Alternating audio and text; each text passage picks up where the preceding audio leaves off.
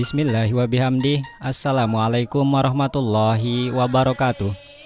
Saudara pendengar kaum muslimin muslimat rahimakumullah, saatnya kita ikuti bersama acara tanya jawab agama Islam yang dipandu langsung oleh Al-Mukarram Bapak Tuan Guru Haji Lalu Husnan Sayuti Kiha. Dari studio kami mengucapkan selamat mengikuti. Assalamualaikum warahmatullahi wabarakatuh. Bismillah wa bihamdi. Wassalatu wassalamu ala rasulih wa ala alihi wa sahbihi. Allahumma salli ummata Muhammadin sallallahu alaihi wasallam, farijan ummati Muhammadin sallallahu alaihi wasallam, warham ummata Muhammadin sallallahu alaihi wasallam, waghfir li jami ummati Muhammadin sallallahu alaihi wasallam, wanshur wa fadwa ayyadna dal watan fil alamin bihaqqi Muhammadin sallallahu alaihi wasallam, wa amirna dal watan ad-dunya islamiyah ala madhhabi ahli sunnah wal jamaah ila yaumiddin haqqi Muhammadin sallallahu alaihi wasallam. Amma ba'du. Kaum muslimin dan muslimat, para pencinta tanya jawab agama Islam melalui radio dakwah Hamzah Wadi dimanapun pelunggu sambil berada. Alhamdulillah syukurlah, pada malam ini kita jumpa lagi dalam acara yang pun kami nantikan. Malam yang lalu kami tidak hadir karena besarnya hujan di sekitar Selong, Pancor dan lainnya. Karena itu mohon maklum. Para pendengar yang dirahmati Allah, pada malam ini ada beberapa pertanyaan akan tidak jawab. Pada pengusaha yang sudah menyampaikan pertanyaannya, saya ucapkan terima kasih banyak. Semoga pertanyaan Anda bermanfaat bagi orang lain samping diri Anda sendiri yang bertanya. Namun sebelumnya, terlebih dahulu menyampaikan bahawa di dalam hadis Nabi SAW bersabda, di mana beliau mengatakan, Innama bu'istu liutammima makarimal akhlaq. Sungguhnya aku diutus Allah adalah untuk menyempurnakan akhlak. Dalam hadis yang lain Nabi mengatakan, Aktsaru ma yudkhilul jannah taqwallah husnul khuluq. Paling banyak menyebabkan orang masuk surga adalah yaitu takwanya kepada Allah dan akhlaknya yang mulia. Akmalul mu'minina imana ahsanuhum khuluqa wa altafahum bi ahli. Orang yang paling sempurna imannya adalah orang-orang yang ahsanuhum khuluqa, orang paling baik akhlaknya dan paling penuh kasih sayang pada keluarganya. Itulah yang paling sempurna iman seseorang. Akhlak paling mulia, kasih sayang pada keluarganya. Moga-moga kita masuk dari golongan orang yang akhlak mulia dan yaitu kasih sayang pada keluarga kita. Amin. Allahumma amin. Para pendengar yang dirahmati Allah Ta'ala, dalam salah satu hadisnya Nabi SAW mengatakan, Makarimul akhlaq asyaratu asya yaksimuha Allah liman arada bisa'adah. Akhlak yang paling mulia itu ada 10 macam. Allah berikan pada orang-orang dikehendaki Allah jadi orang selamat dunia dan akhirat. Siapa yang punya akhlak yang 10 ini, tanda bahawa dia akan menjadi orang-orang selamat, bahagia dunia dan akhirat. Mana dia orang-orang disebut oleh Nabi SAW, orang yang akan bahagia dan selamat, memiliki 10 akhlak yang paling mulia. Pertama, sabda Nabi. Hadis ini diriwayatkan oleh Imam Al-Hakim dari Siti Aisyah radhiyallahu anha. Siti Aisyah mendengarkan dari kanjeng Nabi SAW. Yang pertama, sidqul hadis. Apabila seorang itu mempunyai yaitu kejujuran dalam bicaranya. Jujur dalam berkata-kata. Nabi dalam hadis yang lain mengatakan, Idmanu li sitan admanu lakumul jannah. Jamin padaku 6 perkara, ku jamin kau pasti masuk syurga. Apa yang 6 macam itu? Usduqu idza hadatsum. Hendaklah kalian jujur kalau ngomong. Jujur kalau bicara. Jaminannya syurga. Wadu idza tumintum. Apabila kalian beri amanah, maka tunaikan amanah. Sampaikan amanah. Laksanakan amanah. Wa'ufu idza wa'atum. Hendaklah kalian melaksanakan janji. Menunaikan janji. Bayar janji. Kalau pernah berjanji. Kupu aidiakum. Tahan 2 tanganmu. Jangan sembarang pegang. Jangan sembarang jomet. Jangan sembarang raba. Jangan sembarang embat tanganmu. dipelihara, dijaga, jaminannya syurga. Ghuddu absarakum, hendaklah kalian selalu memelihara, pejamkan mata, yang sembarang lihat, yang sembarang intip, yang sembarang perhatian, maka jaminannya adalah syurga. Yang keenam jaminan syurga, sabda Nabi, wafadhu furujakum, peliharalah kemaluan, hendaklah kalian pelihara kemaluan kalian. Hormatan kalian pelihara, jamin kalian masuk syurga. Manik Nabi SAW. Mari kita cari jaminan syurga dari Nabi yang 6 tadi. Akhlak paling mulia adalah kejujuran. Apa buat pada jujur, pain nasidqatu matnina. Orang jujur itu pasti tenang hati dan pikirannya. Wal kadhibaribah, adapun orang-orang suka berbohong pasti galau hatinya, tidak tenang hati dan pikirannya. Itu dia. Karena itu mari kita berusaha menjadi orang jujur dalam berbicara, berbincang-bincang. Supaya kita jadi tenang, dan itu adalah akhlak yang paling mulia nomor 1. Nomor 2 yaitu sidqul ba'si. Akhlak paling mulia adalah kesabaran kita menghadapi problema kehidupan. Sabar. Kita sabar dalam menghadapi kehidupan ini. Solitan, penderitaan, musibah, bala bencana seperti yang dialami oleh saudara kita di Kabupaten Cianjur sana. Musibah demi musibah menimpa mereka. Mereka sabar menghadapinya. Maka itulah akhlak paling mulia, sabar.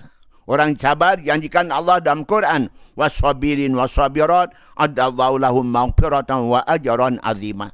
Laki-laki yang sabar, perempuan sabar, Allah janjikan ampunan dan balasan besar, yaitu syurga. Amin. Allahumma amin. Berikutnya adalah akhlak paling mulia, i'ta'us sa'il. Suka memberi pada orang minta-minta. Suka memberi pada orang yang kekurangan. Suka memberi pada orang yang miskin. Itu fakir miskin, yatim piatu. Kita hendaklah memberi, peduli pada mereka. Orang peduli pada orang minta-minta, orang miskin adalah orang yang akhlaknya mulia. Nabi bersabda, jangan kalian tolak hadiah yang datang pada kalian dari Allah. Sahabat tanya, ya Rasulullah, apa hadiah itu? Orang datang minta-minta ke rumahmu, itu adalah hadiah dari Allah. Mereka yang beri hadiah, diberikan sedekah, maka kalau dia berdoa, doanya kabul. Kenapa? Karena mereka sudah bahagia dapat sedekah, maka doanya dikabul Allah Ta'ala. Itu hadiah Allah pada seorang mukmin muslim. Datangnya orang minta-minta. Karena itu, wa massa ila fala tanhar. Orang minta-minta jangan dihardik, jangan disorakin, jangan dibentak, jangan diusir. Kalau ada, beri. Kalau tidak ada, dengan kalimah yang halus manis, lemah lembut. Okay? Jangan diusir, jangan dimarahin mereka. Kemudian akhlak paling mulia berikutnya al-mukafah bis-sanai'i. Berikan balasan, upah, imbalan pada orang-orang bekerja dengan imbalan yang sepadan. Sesuai dengan capek dan lelah. Al-ajru ala qadil masyaqqah. Balasan itu sesuai dengan sulitan dan capean orang yang berbuat. Makin capek, makin besar imbalannya. Makin ringan, ringanan imbalannya. Nabi mengatakan, uqtul ajira ajrahu qabla an yajiba araquhu. Berikanlah buruh itu upahnya sebelum kering keringatnya. Itu masuk sabda Nabi. Tanggi. Peduli Nabi kepada orang-orang bekerja, supaya dikasih upahnya sesuai dengan capek lelahnya. Kemudian berikutnya hifzul amanah. Allah paling mulia adalah yaitu amanah, melihara amanah, jaga amanah, menyampaikan amanah. Amanah itu termasuk diri kita. Masuk amanah istri kita, anak-anak kita. Masuk amanah ilmu kita. Termasuk amanah kedudukan jabatan kita. Semua itu adalah amanah yang harus dipelihara, dijaga. Harta kita adalah amanah. Istri dan anak kita adalah amanah. Mari kita jaga pelihara. Dan itu adalah akhlak paling mulia di sisi Allah Ta'ala. Dan berikutnya yaitu silaturahim. Silaturahim adalah akhlak yang paling mulia nomor berikut. Okay? Siapa-siapa yang nyambung hubungan silaturahim, nyambung hubungan dengan Allah. Siapa mutus silaturahim, putus hubungannya dengan Allah. Nabi mengancam. Wa man yuhajir akhahu fawqa salasin famata dakhalan nar. Sama putus hubungan silaturahim 3 hari, mati dalam keadaan putus hubungan, masuk neraka lah dia.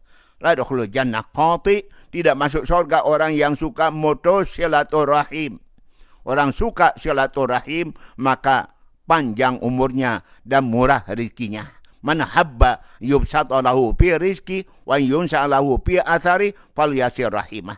Siapa pingin panjang umurnya, siapa pingin murah rezekinya, semua kita pahana pingin panjang umur, murah rezeki, maka hendaklah selalu menjaga hubungan silaturahim. Yang berikutnya yaitu at-tazammumu bilil jari. Penuh kasih sayang, penuh hormat kepada tetangga, baik sama tangga. Nabi mengatakan, man ahsana ila jari dakhalal jannah wa man asa ila jari dakhalan nar.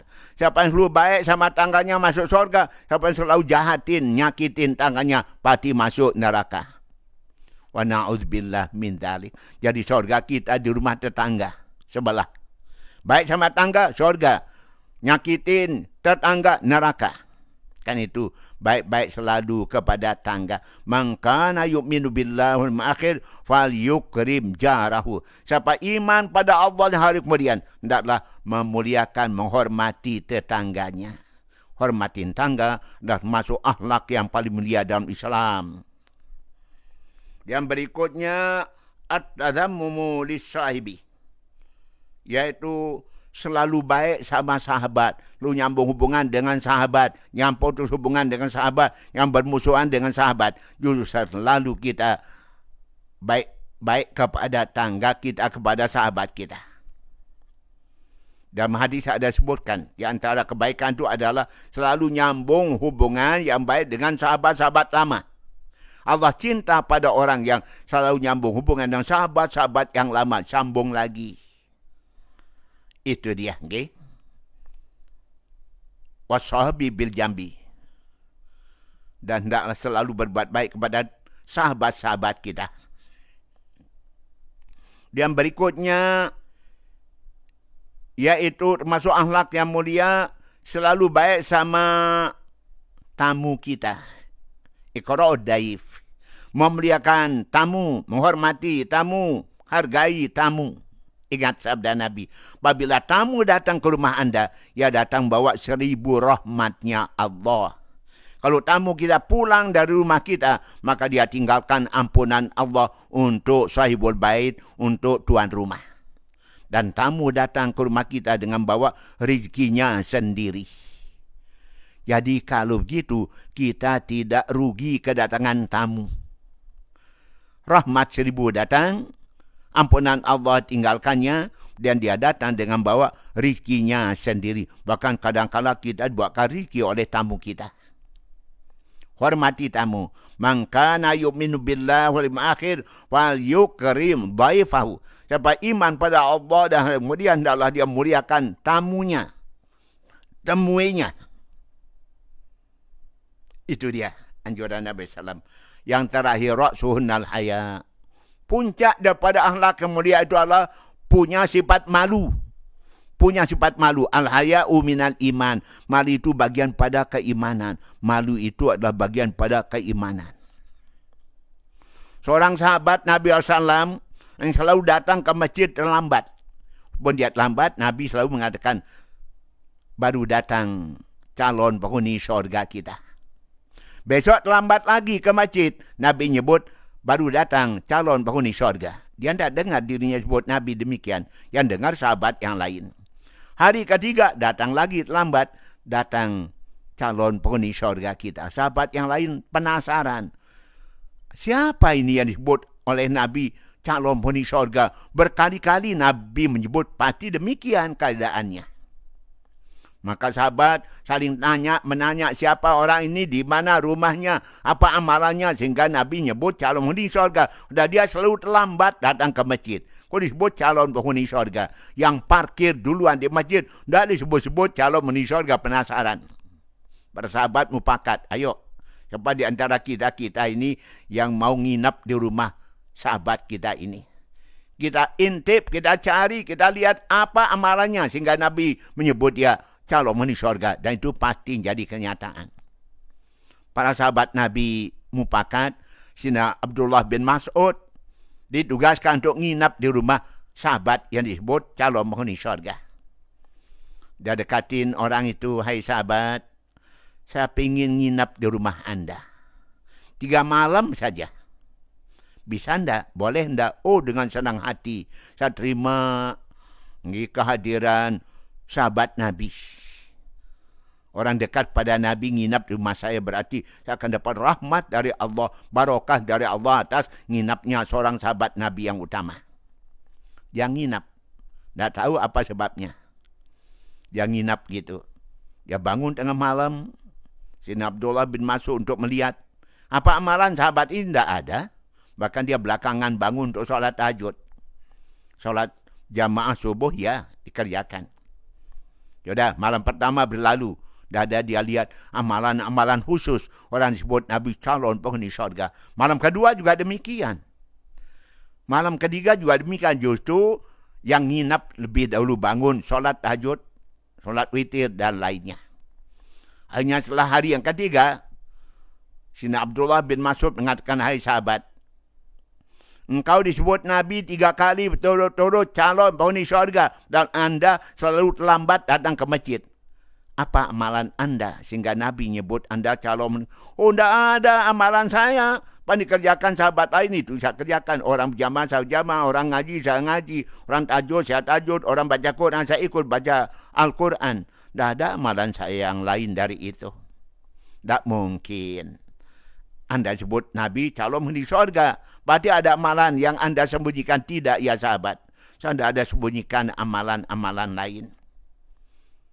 Kalau begitu baik, saya mohon pamit. Makasih Anda telah sanggup melihat saya nginap di rumah Anda selama 3 malam. Oh, sebelum Anda pulang ya Sayyidina Abdullah bin Mas'ud, saya cerita. Saya masuk Islam sekian tahun yang lalu. Sejak saya masuk Islam, saya tidak pernah berbohong. Sejak saya masuk Islam, saya tidak pernah menghina orang lain. Sejak masuk Islam, saya tidak pernah iri hati pada siapapun juga. Malu jadi orang Islam suka bohong. Malu jadi orang Islam suka menghina orang lain. Siapa tahu yang dihina lebih mulia. Malu jadi orang Islam iri hati kepada sesama. Itu yang saya lakukan, hai sahabat. Malu berbohong setelah jadi orang Islam. Malu menghina orang setelah jadi orang Islam. Malu iri hati dengki pada sesama umat Islam setelah saya masuk Islam sekian tahun yang lalu. Oh, ini dia amalan Anda disebut Nabi. Anda sebagai calon penghuni syurga. Karena Anda tak pernah berbohong sejak jadi orang Islam. Anda tidak pernah menghina sesama umat Islam telah jadi orang Islam. Anda tidak pernah iri hati dengki pada sama Islam setelah Anda jadi orang Islam. Karena rasa malu. Kalau begitu, saya pun berusaha seperti Anda. Moga-moga saya juga menjadi calon penghuni syurga. Masya Allah. Jadi puncak pada akhlak itu adalah malu. Malu berbohong jadi orang Islam. Malu menghina sama umat Islam. Malu iri hati pada sama umat Islam. Itu dia amalannya, yang disebut calon penghuni syurga oleh kanjeng Nabi sallallahu alaihi wasallam. Jadi puncak akhlak paling mulia adalah sifat malu. Malu jadi orang Islam, mengaku orang Islam, tak pernah solat jamaah, tak pernah hadiri pengajian, tak pernah nyantuni anak yatim, dan malu yang lain-lainnya. Baik para pendengar, itu dia yang kita sampaikan tentang akhlak yang mulia. Saya ingin menyampaikan juga apa yang disabdakan oleh Nabi SAW, yaitu ada segolongan manusia, orang Islam, orang beriman, yang didoa oleh malaikat-malaikat Allah Subhanahu wa ta'ala. Betapa untungnya orang didoa malaikat, mintakan ampun oleh para malaikat Allah. Bapak Masri mau jadi golongan orang yang dimintakan ampun oleh malaikat? Bapak M. Syafi'i juga, apalagi Pak Hanafi, ingin malaikat mintakan kita ampun pada Allah. Kalau orang lain belum tentu kabul, tapi malaikat insya-Allah kabul doanya malaikat untuk kita. Siapa mereka yang dimintakan ampun oleh malaikat? Pertama, orang ngajarkan ilmunya. Innallaha wa malaikatahu ala samawati wal ard hatta al-huta fil bihar wa namla fi juriya law salluna ala muallimin nasil khaira. Sungguhnya dari sini Allah memberikan rahmat pada orang mengajarkan ilmunya. Kemudian para malaikat Allah di langit, segala makhluk Tuhan di bumi, ikan di laut, semut dalam lubangnya. Semuanya mohonkan ampun pada Allah bagi orang-orang yang menyebarkan ilmu, mengajarkan ilmunya. Para alim ulama, para tuan guru, para masyayikh, para ustaz, ustazah, mereka dimintakan ampun oleh malaikat-malaikat Allah dan makhluk Tuhan yang lainnya. Masya Allah. Kira-kira doa mereka kabul. Permintaan ampun mereka kabul. Kabul, mereka adalah makhluk Tuhan, tidak ada dosa dan salahannya. Beruntunglah pelungguh tiang sami yang takdirkan Allah menjadi ustaz, jadi tuan guru, menjadi masyayikh, menjadi ahli agama dan menyebarkan ilmu kita pada orang lain. Afdalus sadaqah an yata'allamal mar'ul muslimu ilman thumma yu'allimuhu akhahul muslim. Sedekah paling afdal adalah seorang nuntut ilmu. Dia punya ilmu, dia ajarkan ilmunya kepada sesama umat Islam. Itulah sedekah yang paling tinggi pahalanya. Baru sedekah dengan harta, materi, baru sedekah dengan tenaga dan seterusnya. Beruntunglah tolab talibat mahat yang nuntut ilmu, dia nanti menjadi calon-calon tuan guru, ustaz dan seterusnya ustazah. Moga. Yang pertama, yang dimintakan ampun oleh malaikat, orang mengajarkan ilmu, menyebarkan ilmunya. Yang kedua, orang nuntut ilmu, talibul ilmi. Yastaghfirullahu man fis samawati wa man fil ard hatta al-huta fil bihar wa namla fi juriha. Orang-orang yang nuntut ilmu, orang ngaji, orang hadiri pengajian, dimintakan ampun oleh makhluk Tuhan di langit, malaikat. Makhluk Tuhan di bumi. Lah itu binatang dan seterusnya. Sampai ikan di laut. Sampai semut di lubangnya. Semuanya mohonkan ampun bagi orang yang nuntut ilmu, orang yang belajar ilmu, orang menghadiri pengajian. Takkan ampun segala makhluk Tuhan. Karena mereka senang pada orang nuntut ilmu. Bahkan malaikat pun juga, innal malaika la tadau ajnihataha talbil ilmi ridham bima yatlubu. Para malaikat membentangkan sayapnya tempat orang tuntut ilmu karena senangnya pada orang-orang yang menuntut ilmu pengetahuan. Jadi setiap hari para talibat mahat dipayungi oleh sayap-sayap malaikat di atas tempat nuntut ilmu karena senangnya malaikat pada orang yang nuntut ilmu agama. Amin. Allahumma amin. Jadilah kita jadi orang yang ngajar ilmu atau nuntut ilmu.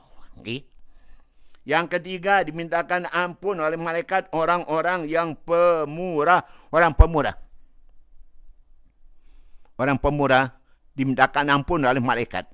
Didoakan oleh malaikat. Allahumma fi mumfiqan khalafa. Allahumma fi mumsikan talafa. Itu doa malaikat. Ya Allah, berikanlah pada orang-orang pemurah, orang-orang dermawan, tambahan rezeki, ganti rezeki yang mereka sedekahkan. Sebaliknya, ya Allah, orang-orang pelit dan bakhil jadikan mereka bangkrut, ya Allah, bangkrut, ya Allah, pocol, ya Allah. Kalau malaikat berdoa demikian kabul, karena malaikat hamba Tuhan yang suci, yang tidak punya kesalahan dan dosa. Doanya kabul. Silakan, yang murah terima doa malaikat, yang pelit silakan terima akibat pelit kita, doa malaikat. Yang ketiga, orang yang didoa malaikat adalah orang-orang yang jadi imam solat jamaah. Imam solat jamaah. Bapak Hanafi sudah jadi imam tadi. Sudah berjamaah tadi. Okay? Orang jadi imam solat jamaah. Mintakan ampun didoa oleh para malaikat Allah. Nabi mengatakan, andai kata kalian mengetahui kelebihan 3 amalan, kalian akan berebut-rebutan. Bila perlu main shoot. Siapa menang, dia yang mengerjakannya. Pertama, jadi muazzin. Dia kata kalian tahu kelebihan orang jadi muazin. Niscaya semuanya mau jadi tukang azan. Bila perlu main undi, main sut. Siapa menang, baca azan. Siapa yang kalah, menjawab azan. Yang kedua, jadi imam. Kalau kalian tahu kelebihan orang jadi imam, semua mau jadi imam. Bila perlu main sut. Siapa yang menang jadi imam, pangkalah jadi makmum. Yang ketiga, yaitu berada di saf pertama. Di saf pertama. Bila perlu main sut, siapa yang menang di saf pertama, siapa yang kalah, saf kedua, saf ketiga. Demikian sabda Nabi SAW. Para imam di doa malaikat Allah. Amin. Kemudian berikutnya, di doa malaikat adalah orang yang menghadiri pengajian. Sudah tadi. Siapa-siapa menghadiri pengajian. Man hadara majlisal ilmi. Siapa menghadiri pengajian. Allah tuliskan baginya pahala solat sunat 1000 rakaat. Al-Farakatin tazawuan 1000 rakaat solat sunat. Kemudian Allah tuliskan pahala baginya pahala menjenguk orang sakit 1000 orang sakit jadi pasien. Dan Allah tuliskan bagi mereka pahala takziah, belasungkawa, langar kepada 1000 orang meninggal dunia. Itu pahala sekali hadir di majlis ilmu. Seperti tadi kita beri pengajian di Abror. Pagi hari Jumat tadi. Alhamdulillah. Yang berikutnya, dimintakan ampun oleh malaikat, di doa malaikat, orang-orang baca Al-Quran. Orang-orang baca Quran, apalagi orang hafal Quran, malaikat mintakan dia ampun pada Allah, mendoakan mereka. Orang yang rajin baca Quran. Dalam hadis ada sebutkan, siapa-siapa membaca surah Ad-Dukhan, hari Jumat, malam Jumat, atau hari yang lainnya, 70.000 malaikat mintakan dia ampun kepada Allah SWT. Siapa membaca surah Ad-Dukhan, malam Jumat, hari Jumat, Allah perintah malaikat membuatkan dia rumah gratis dalam syurga. Masya Allah. Kemudian orang-orang jaga wuduknya. Jaga wuduk, dawa berwuduk. Orang selalu jaga wuduk, kuat hafalannya. Dan orang yang menjaga wuduknya dimintakan ampun oleh malaikat. Didoa oleh malaikat Allah. Amin. Berikutnya di doa malaikat, orang sedang duduk dalam masjid. Siapa-siapa duduk dalam masjid, apalagi untuk sholat, maka selama dia duduk dalam masjid, malaikat non-stop mintakan dia ampun, doakan dia. Doanya malaikat bagi orang duduk dalam masjid, berada dalam masjid, Allahumma ighfir lahu, Allahumma arhamhu, Allahumma tub alaihi. Ya Allah, beri ampunan pada orang duduk di dalam masjid rumah Allah. Beri rahmat, ya Allah, pada mereka duduk dalam masjid, dan berilah mereka kemudahan untuk bertobat, dan kau terima tobatnya, ya Allah. Doa malaikat bagi orang duduk di dalam masjid musalla. Yang berikutnya, orang-orang baca salawat kepada Nabi. Siapa-siapa membaca salawat pada Nabi dengan salawat dari hati yang tulus dan ikhlas, sabda Nabi, dosa-dosanya diampun Allah, pahalanya bertambah-tambah, dan rahmat Allah bertambah pula. Satu kali baca salawat pada Nabi dengan hati yang ikhlas, 10 rahmat Allah datang, 10 pahalanya datang, 10 dosanya dihilangkan Allah. Dan mereka yang baca salawat didoakan oleh para malaikat Allah. Dan berikutnya, di doa malaikat orang mendoakan saudaranya jauh. Da'watul akhi di zahril ghaibi mustajabah. Orang jauh mendoakan orang jauh, doanya kabul. Di depannya malaikat ikut mengaminkan doanya. Kemudian di doa malaikat orang-orang yang pergi menjenguk orang sakit dan melayat orang meninggal. Siapa-siapa yang menjenguk orang sakit, 70.000 malaikat mintakan dia ampun pada Allah SWT dari pagi sampai sore, dari sore sampai pagi. Demikian pula orang-orang yang melayat, orang yang bertakziah kepada orang meninggal dunia. Mereka Jibril alaihissalam pernah menyatakan pingin jadi umat Islam karena 7 sebab. Tamanna Jibril an yakuna min bani Adam di Sabain. Sabda Nabi pada Sina Ali, ya Ali, mereka Jibril ingin jadi umat Islam, jadi umat manusia pada kita karena 7 sebab. Pertama, karena melihat betapa besarnya pahala orang yang menghadiri solat jamaah. Yang kedua, karena besarnya pahala orang pergi hadiri pengajian. 3, karena besarnya pahala kita pergi menghadiri atau menjenguk orang sakit. Yang keempat, besarnya pahala orang yang tasyik atau pergi melayat ke tempat kematian. Yang kelima, karena besarnya pahala kita sedekahkan air minum. Dan yang keenam, karena besarnya pahala kita islahu dzatil bayin, mendamaikan orang-orang tidak akor, damaikan orang-orang tidak akor. Dan yang ketujuh, yaitu ikramul jar, besarnya pahala kita memuliakan tetangga-tetangga kita. Sampai Jibril ingin jadi kita umat Islam. Masya Allah. Sudah jadi malaikat, Jibril lagi mau jadi umat Islam. Nah, besarnya pahala ibadah tadi. Dan berikutnya di doa malaikat adalah orang-orang yang bersedekah. Sudah tadi. Okay? Orang dermawan, orang sedekah di doa malaikat Allah. Itulah para pendengar, orang-orang yang dapat keuntungan di doa para malaikatnya Allah Subhanahu wa taala. Ada satu peristiwa yang dialami oleh Kanjeng Nabi SAW. Waktu turun ayat yang mengatakan,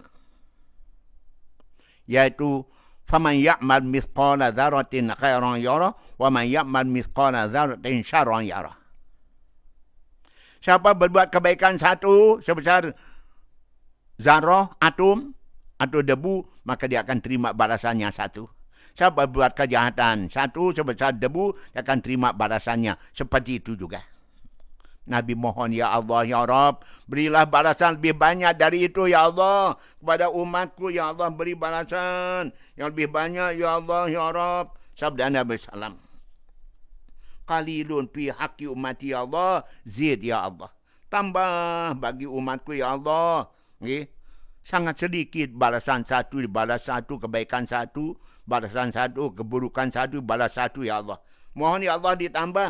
Maka Allah turunkan ayat, ulaika yu'tauna ajrahum marratain bima sabaru. Itulah mereka diberikan balasan oleh Allah 2 kali lipat ganda karena mereka bersabar.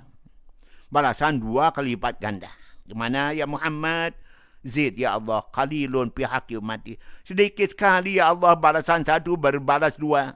Tambah, ya Allah, tambah.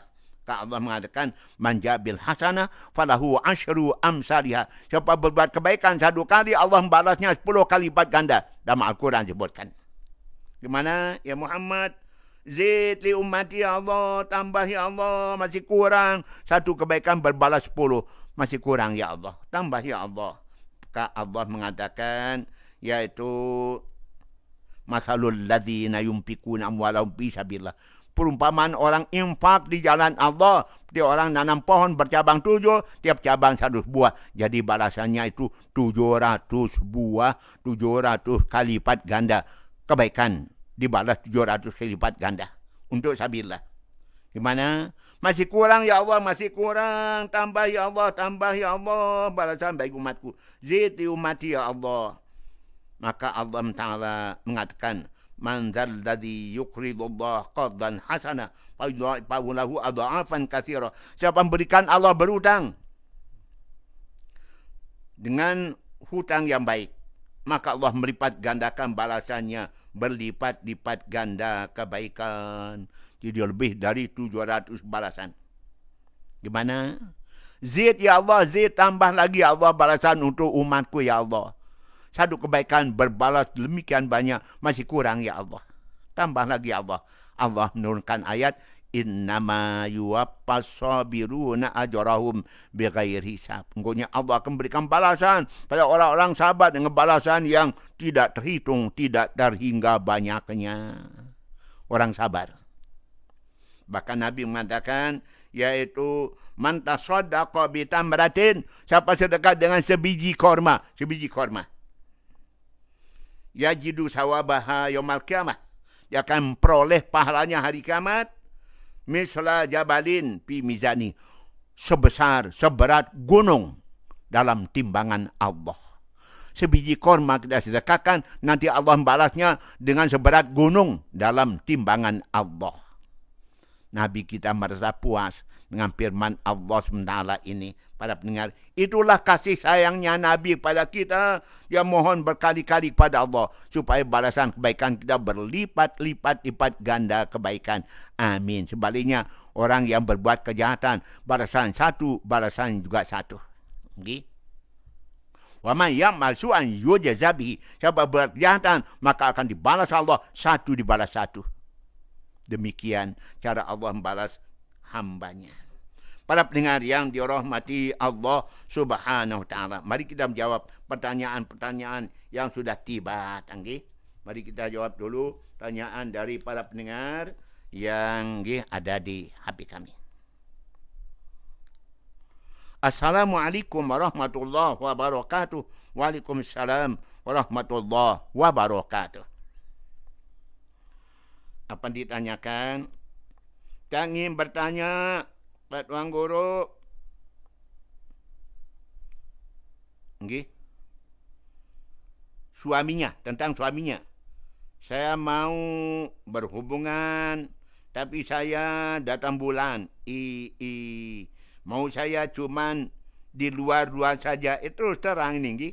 Tapi keluar juga maninya. Apa kita harus mandi? Siapa yang keluar maninya? Suami apa istri? Kalau istri yang keluar wajib mandi. Karena di luar aja. Okay? Kalau suami yang keluar, maka suami aja yang wajib mandi. Kalau tidak sampai, langsung berhubungan. Tapi kalau berhubungan langsung, maka walaupun tidak keluar mani, wajib mandi. Itu dia. Okay?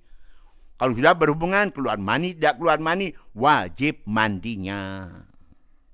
Begitu, okay? Jujur nih. Masya Allah. Baik, kita lanjut. Yang kedua. Dari hamba Allah. Semoga Pak Tuan Guru sehat walafiat. Amin. Apa ditanya? Jika ibu ikut suami Jumatan, apakah perlu solat zuhur lagi? Demikian. Kaum wanita tidak wajib solat Jumat. Tapi kalau dia ikut solat Jumat, sah solat Jumatnya. Maka tidak boleh solat zuhur dong. Tidak boleh solat zuhur. Berarti hari itu kita wajib solat 6 waktu. Solat wajib 6 waktu. Zuhur dikerjakan, Jumat dikerjakan. Tak boleh demikian, cukup 5 saja. Maka kalau sudah Jumatan bagi wanita, maka tidak perlu solat zuhur kembali. Gitu, keterangan dari Al-Maqpurullah Maulana saya dulu. Perginya itu yang sunat, sedangkan solatnya wajib. Soli fardhu Jumati rakaataini makmuman. Itu kan niatnya bagi ibu yang ikut solat Jumat. Maka solat Jumatnya sah, tidak perlu tambah zuhur kembali. Demikian. Baik. Berikutnya. Iya. Apa ini?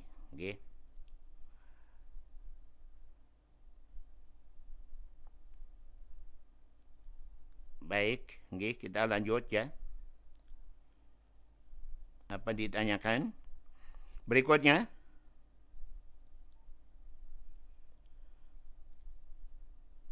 Ada penjelasan seorang guru mengatakan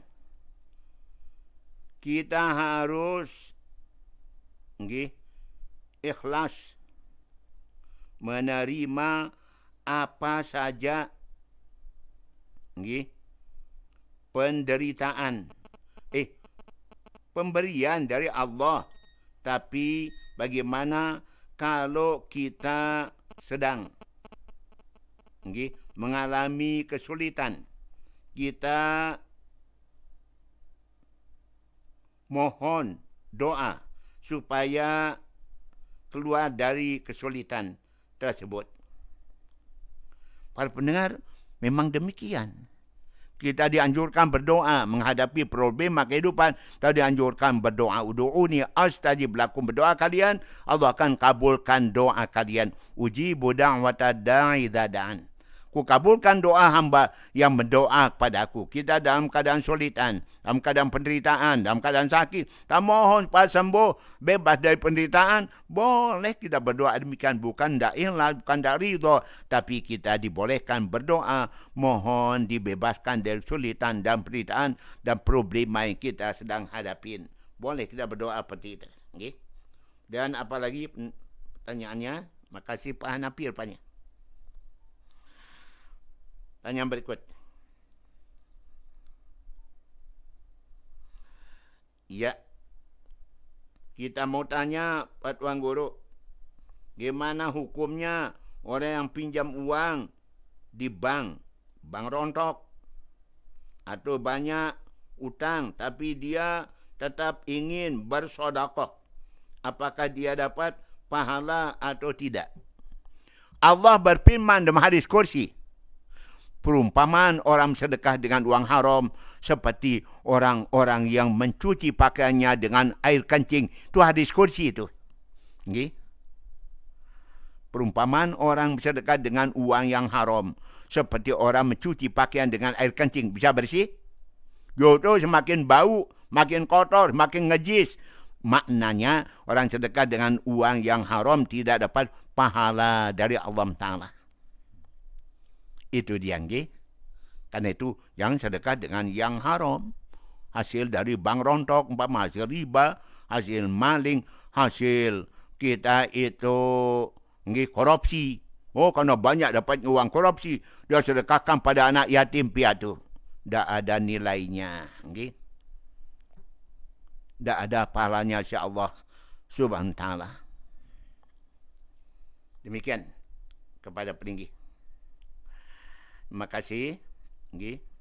Hamba Allah dari Sekartejaya. Sekarteja. Ada. Masih bank rontok zaman sekarang. Nauzubillah min dzalika. Nabi bersabda, dan tasara riba wa zina fi qaryatin qad istaujabu iqaballah. Apabila riba dan zina merajalela satu kampung, satu desa, satu RT RW, maka berarti mereka wajibkan dirinya dapat azab dari Allah Subhanahu wa taala. Entah berupa apa nanti azab Tuhan di RT RW, di desa, di kampung, kelurahan itu, hanya Allah yang tahu. Itu na'udzubillah min dzalika. Dan orang makan riba, orang itu solatnya tidak diterima Allah. 10 golongan manusia tidak diterima solatnya oleh Allah.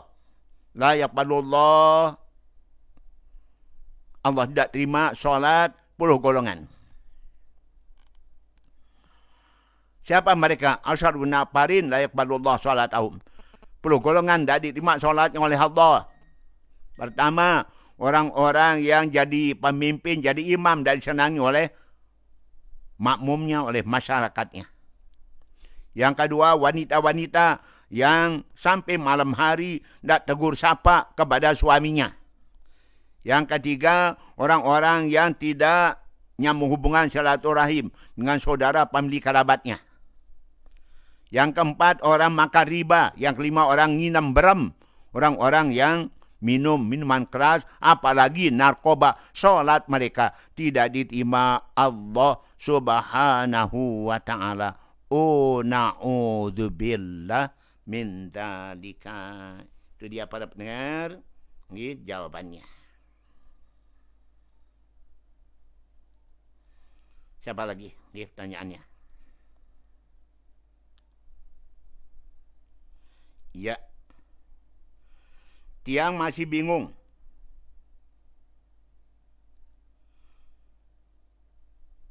Wahabi itu punya mazhab atau enggak, Pak Ustaz? Orang Wahabi mengatakan taklidul madzhab minasyirki. Mengikuti mazhab itu ada syirik hukumnya. Haribus Sopiata. Qabla an tuharibul Yahud. Perangilah, bunuhlah orang-orang bertasawuf sebelum kau bunuh orang-orang Yahudi. Itu ajaran mereka. Jadi mereka tidak bermadhab. Mereka tidak bertasawuf. Mereka anti tarekat. Ada yang lucu pada sekarang ini. Paham mereka. Labul Qurrah haram. Main sepak bola itu haram. Justru sekarang Arab Saudi jadi jago di Qatar.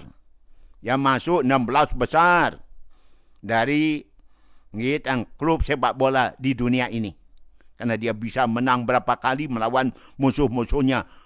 Yaitu sepak bola Arab Saudi. Padahal di situ munculnya Wahabi di negara Arab Saudi. Diharamkan sepak bola. Justru Qatar menyelenggarakan pertandingan sepak bola sedunia sekarang ini sedang berlangsung. Arab Saudi termasuk negara yang kuat sepak bolanya. Dari situ munculnya paham Wahabi. Masya Allah. Demikian. Baik, sekian itu saja saya sampaikan. Berikutnya.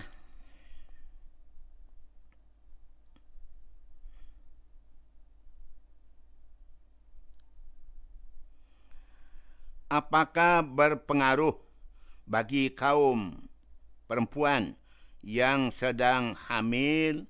Misalnya, dia sering menyebut-nyebut kelakuan tetangganya yang tidak benar kelakuan, atau dia ingin makan sesuatu makanan tetapi tidak dapat dimakannya.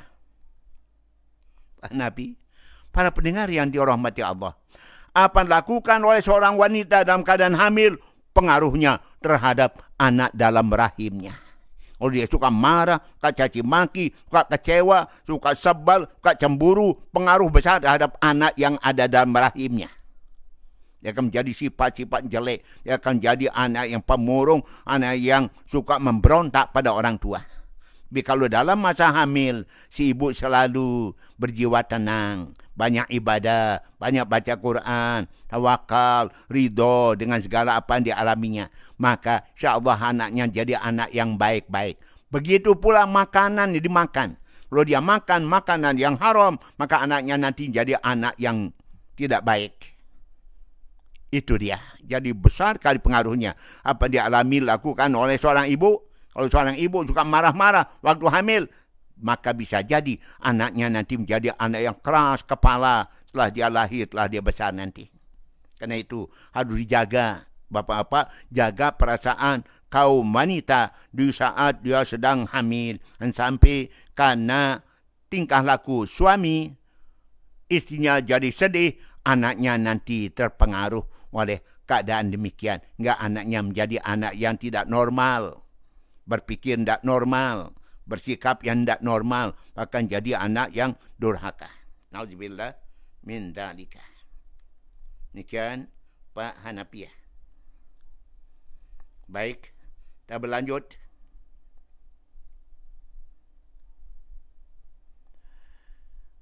Apa kabar iya, Tuan Guru?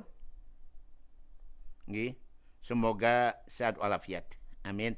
Allahumma amin. InsyaAllah saya akan kembali lagi mungkin ke Mataram untuk operasi mata sebelah. Katarak, sebelah kanannya sudah, sebelah kirinya belum, maka kita melihat belum normal amat.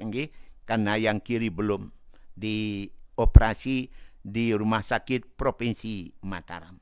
Sebelah kanannya sudah. Ya. Tanyaannya, bagaimana hukumnya si ibu nasihati anaknya, terus si anak menjawab, tidak perlu menasihati saya. Saya sudah tahu dengan nada marah karena disuruh supaya nggih, salat. Apakah masih nggih apa nggih? Para pendengar yang dirahmati Allah Ta'ala. Anak yang tidak mau disuruh salat oleh orang tuanya. Dia justru marah kalau disuruh salat. Apa yang kita saksikan nggih, di TV. Seorang anak yang membunuh, meracuni ibunya, bapaknya, saudara kandungnya. 3 orang meninggal dunia karena diracun dengan racun yang sangat nggih, hebat kemampuannya untuk jadikan orang mati. Itu contoh pada kita. Disuruh bekerja, cari nggih, uang oleh orang tuanya, justru dia kecewa, marah, sakit hati, kemudian dia bunuh ibu kandungnya, bapak kandungnya, saudara kandungnya. Betapa jahatnya anak seperti ini, para pendengar. Karena itu maka waspada nggih, terhadap anak yang seperti ini. Jangan sampai nggih, kita mengalami. Ia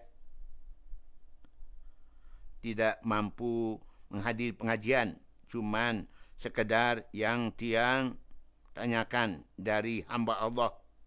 Dipancor ya. Oh, dipancor. Masya Allah. Terima kasih ibu yang bertanya. Kita lanjut. Bagaimana hukumnya seseorang yang tidak mau nggih, menerima maaf seseorang yang pernah nggih, melukai hatinya, karena selama dia sehat tidak mau minta maaf.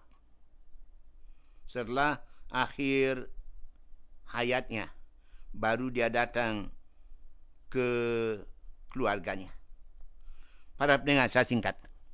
Orang tidak mau memberi maaf pada seorang minta maaf, berarti orang itu dendam. Dendam itu adalah salah satu dosa tiada ampunan. Okay? Salah satu la tughfaru lahunna, 3 dosa tiada ampunan. Syirik kepada Allah, sihir, dan wal hiqdu ala akhikal muslim. Kau dendam pada sama mukmin muslim, dosa tiada ampunan. Sama dengan syirik, sama dengan sihir. Karena itu jangan suka dendam. Kalau ada orang minta maaf, minta ampun, dia mau salaman, maka jawab dia, balas dia. Jangan kita mendendam, apalagi pada saudara, kepada family kerabat kita. Zaman sekarang orang tak perhatian demikian itu. Banyak yang justru yang mengerti, masih juga nyimpan rasa kedendaman dan kebencian. Oh, na'udzubillah. Dan Nabi mengatakan, la tadkhulul jannah hatta tu'minu wa la tu'minu hatta tahabbtum. Kalian tidak akan bisa masuk surga hingga kalian beriman. Dan kalian tidak disebut orang beriman, tidak sempurna imanmu, sehingga kalian saling sayang, menyayang, saling cinta, mencintai satu sama lainnya. Demikian sabda Nabi sallallahu alaihi wasallam. Iya, demikian, okay? Jadi jangan sampai kita tidak mau memaafkan sesama. Kalau sudah minta maaf, jangan kita dendam kepada family, kerabat, keluarga kita. Apakah maksudnya kalau membaca selawat kepada Nabi SAW, Allahumma salli ala Sayyidina Muhammad, nggih, wala ali Sayyidina Muhammad, nggih, tidak Sayyidina Umar atau yang lainnya. Mohon penjelasan. Para pendengar, memang yang kita katakan Sayyidina adalah Nabi kita SAW saja, dan tidak mengatakan Sayyidina Umar. Memang boleh kita mengucap demikian. Sayyidina Abu Bakar, Sayyidina Umar, Sayyidina Ali dan sebagainya.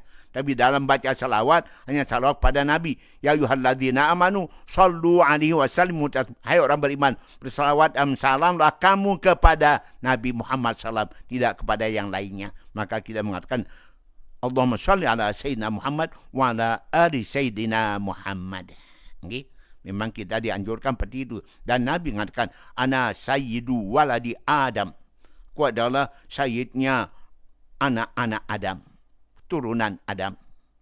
Ana sayyidul qaum Yaumul Qiyamah. Kau adalah pemimpinnya kaum pada hari kiamat nanti. Nabi sendiri mengatakan Sayyidun. Ada yang mengatakan haram kita, bahkan kafir kita mengatakan Sayyidun pada Nabi SAW. Dan Nabi sendiri mengatakan demikian. Ana Sayyidu waladi Adam. Ana Sayyidul qaum Yaumul Qiyamah. Demikian. Jadi tak pantas kita mengatakan, siapa mengatakan Sayyidun pada Nabi, maka dia berdosa. Na'udzubillah min dzalika. Baik. Kita lanjut. Pak Tuan Guru, ada orang mengatakan talak satak kepada istrinya. Ya Allah, ya Allah. Satak katanya 200 kan? Tapi bisanya dan dia kembali kepada istrinya. Bagaimana gitu? Yang demikian tu Pak Tuan Guru. Kalau orang mengatakan talak satak, dua atak, talak 1000, talak sebanyak bintang di langit, pasir di pantai, maka jatuhnya adalah talak 3 jatuhnya. Maka haram dia kembali kepada istrinya. Kalau istrinya itu tidak kawin dengan laki lain, dapat berhubungan, takdir Allah bercerai, takdir Allah habis iddah, baru boleh kembali pada suaminya. Kalau tidak, maka haram hukumnya, berzina hukumnya. Orang mengatakan, saya talak satak kepadamu, kepada istrinya dia bilang gitu, jatuh talak 3, tidak boleh dia kembali lagi. Maka siapa yang tahu, harus diberitahu, dinasihatin, diperingatin. Bila perlu lapor pada Pak Kadus, Pak Kepala, atau Pak Tuan Guru yang ada sana, Ustaz yang ada. Pak diperingatin bahwa dia sudah talak 3. Nah dia mengatakan talak satak kepada dia punya istri, haram kembali lagi. Alhamdulillah. Jangan main-main saja dengan ucapan talak jatuh. Apalagi sungguh-sungguh main-main jatuh talaknya, talak 3 lagi. Alhamdulillah. Minta dari mana Anda? Dari kabar ya. Dari kabari. Okay? Makasih pada Anda. Kalau ada seperti itu, mohon dijelaskan bahwa dia jatuh talak 3. Laporkan kepada tokoh agama di sana, bila perlu kepada Pak KUA, bahwa dia sudah menyatakan talak satak 200 kepada istrinya, berarti jatuh talak 3. Tidak boleh kembali lagi. Haram, dosa, zina. Karena itu jangan main-main dengan talak. Jatuh dia.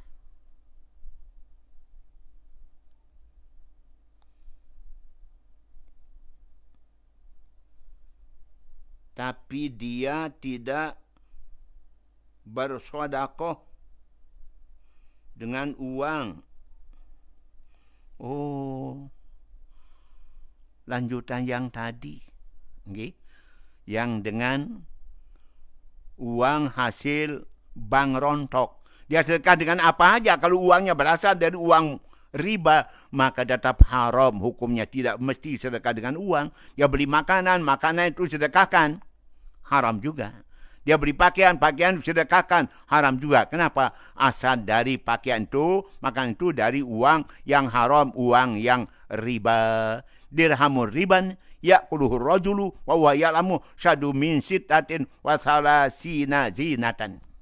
1 dirham riba yang dimakan oleh seorang yang dia tahu itu adalah riba, lebih dahsyat dosanya pada zina 36 kali. Sabda Nabi SAW, adana riba kaman zana bi ummi.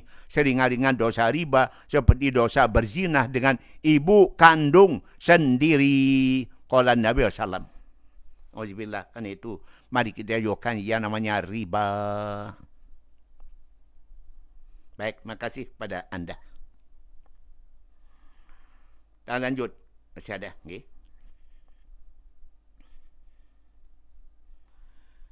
Pak Ustaz, mau tanya, apa benar jika kita makan makanan yang sudah dimakan oleh kucing atau barang-barang makan sama kucing bisa membuat persalinan kelahiran anak kita lancar?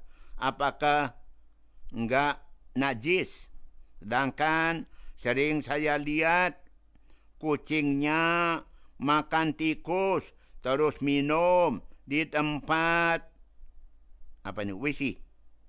Dan ada juga yang saya dengar, kalau kucing meski sudah makan tikus terus keluar dari rumah terus masuk lagi, katanya kucingnya suci, sudah suci.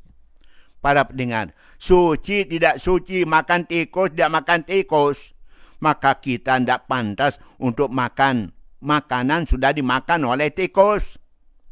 Itu adalah merupakan yaitu mitos. Siapa makan sisa kucing, maka dia nanti melahirkan dengan gampang. Tidak ada demikian itu. Jangan percaya, yang yakini. Itu demikian, itu adalah perbuatan yang sangat keliru. Kalau mau mudah melahirkan, dianjurkan Pak Ibu-Ibu sering-sering sujud. Sering nungging, ruku, sujud. Orang wanita yang hamil sering-sering sujud, dimudahkan nanti lahir anaknya dengan mulus, dengan gampang. Tiba-tiba aja ada keluar anaknya tanpa terasa sakit, benar. Tanggi. Itu dia yang benar. Sering-sering sujud, sholat sunat, insyaAllah mudah keluar anaknya. Bukan makan makanan sisa kucing yang sudah makan tikus. Tidak ada demikian, itu mitos. Hoax. Tidak benar yang demikian itu. Mendingan kita makan sisa ibu kita, sisa bapak kita, insya Allah dapat barokahnya. Tanda orang tawadhu, mau makan sisa orang tuanya, sisa gurunya, sisa temannya justru. Min alamati tawadhu an yashraba syahsu min su'ri akhihi. Tanda orang tawadhu mau minum sisa saudara-saudaranya. Kalau kita di mahat, kita disuguhkan teh, ada sisanya, nanti mereka minum oleh tolab-tolibat. Saya dulu semasa masih kecil, suka sekali disuruh minum sisa orang tua. Dipanggil saya untuk minum sisa ayah saya, mami saya. Saya baru tahu kelebihan keutamanya setelah masuk mahat. Bahwa dengan kita minum sisa orang tua akan buat kita jadi orang yang insya Allah tawadhu, walaupun baru sedikit tawadhunya, tapi insya Allah mengarah ke sana. Minum sisa orang tua, bukan sisa kucing, bukan sisa kambing, bukan apalagi sisa anjing ya. Nauzubillah min dzalika. Tidak benar demikian itu. Itu adalah mitos namanya, hoax namanya. Tidak ada ajaran Islam demikian. Baik. Dari siapa? Semoga Pak Tuan Guru, seluruh orang alim soleh, sehat walafiat, panjangkan umurnya oleh Allah. Amin. Mohon pencerahan. Apakah adil jika istri yang sedang emosi walaupun marah, namun dijaga ucapannya, lidahnya, tidak sedikit-sedikit gugat cerai ke suaminya. Sedangkan suami yang harusnya miliki akal 99, dibandingkan nafsunya 1, tapi sedikit-sedikit kalau marah bilang, ku cari gantinya. Rasanya sakit. Sakit banget mendengar kata-kata suami demikian itu. Apakah di dalam Islam tidak ada harganya seorang istri dan bisa seenaknya dibuang setelah selesai dibutuhkan, dimanfaatkan? Inilah sebabnya tidak ada semangatnya menjadi seorang istri, menjadi seorang ibu yang berjuang untuk keluarganya. Pencerahan dari Pancor. Para pendengar, Nabi bersabda, khairukum li ahlihi wa ana khairukum li ahli, ma qaraman nisa ila karim wa ma ahanahunna illa laib. Sebaik-baik kalian hai umatku, kaum laki adalah orang paling baik sama keluarganya. Aku manusia yang paling baik sama keluargaku. Tiada muliakan istri melainkan orang mulia. Tiada menghina istri melainkan orang hina dina di sisi Allah Ta'ala. Itu dia penilaian Nabi SAW. Kalau orang menyakiti istrinya, maka dia hina si Allah. Orang memuliakan istrinya adalah orang mulia di sisi Allah Ta'ala. Okay? Nabi mengatakan kewajiban seorang suami pada istri, pertama berikan makan sesuai dengan makanannya suami, memberikan pakaian sesuai dengan pakaian yang dipakai oleh suaminya. Kemudian wala yuqabbih, jangan menghina, merendahkan, menjelek-jelekan istri. Kemudian wala yadribil wajha, jangan suka memukul, menganiaya istri. Wala yahjur ila fil bait, jangan suka meninggalkan istri sendirian di rumah lantas suaminya pergi nginap tidur di rumah orang tuanya atau saudaranya. Tak boleh demikian. Kecuali bisa kamar sajalah. Demikian. Jadi kita suruh kita menghargai, menghormati kita punya keluarga, terutama yaitu para istri-istri kita. Mereka telah memberikan kita anak, mereka telah melihara anak kita, telah melahirkan, telah menghamilkan, telah menyusui, merawat dan sebagainya anak kita. Coba anda punya istri, saya jadi kita menjadi pezinah laki-laki. Pernah terjadi seorang sahabat dicaci maki oleh istrinya. Maka dia marah sebagai seorang suami. Dicaci maki istri, saya pergi kepada Khalifah Umar untuk melapor apa harus saya lakukan terhadap istri saya yang suka mencaci maki saya. Maka dia pergi ke rumah Sayyidina Umar. Belum masuk ke rumah Sayyidina Umar, dia dengar kata-kata dari istri Sayyidina Umar yang mencaci maki Sayyidina Umar. Sayyidina Umar diam saja. Tidak menjawab-jawab, tidak nimbal-nimbal, tidak nuntuk-nuntuk. Sama nasib saya dengan Sayyidina Umar. Caci maki oleh istri saya. Tapi dia kok diam saja. Tidak marah, tidak nyambut dan sebagainya. Apalagi sampai mukul dan sebagainya. Aduh, tidak jadi. Kalau gitu saya melaporkan istri saya pada Khalifah. Dia mau pulang, balik pulang. Tahu-tahu Sayyidina Umar buka pintu. Dan manggil, siapa kamu? Kembali lagi, kembali sini. Ada Khalifah Umar, dia kembali lagi. Ada apa kamu datang kemari? Saya mau melaporkan istri saya, suka caci maki saya, Rasul, ya Sayyidina Umar, ya Khalifah. Apa yang harus saya lakukan terhadap istri yang suka caci maki saya sebagai suami? Ternyata engkau sedang dicaci maki juga oleh istrimu. Dan kau diam saja, tidak saya dengar kau menjawab atau engkau marah. Akhirnya saya tidak jadi melaporkan istri saya. Oh begini, kata Khalifah Umar. Saya biarkan istri saya marah-marah, caci maki dan sebagainya, asal jangan kelancotan, kelebihan. Kenapa?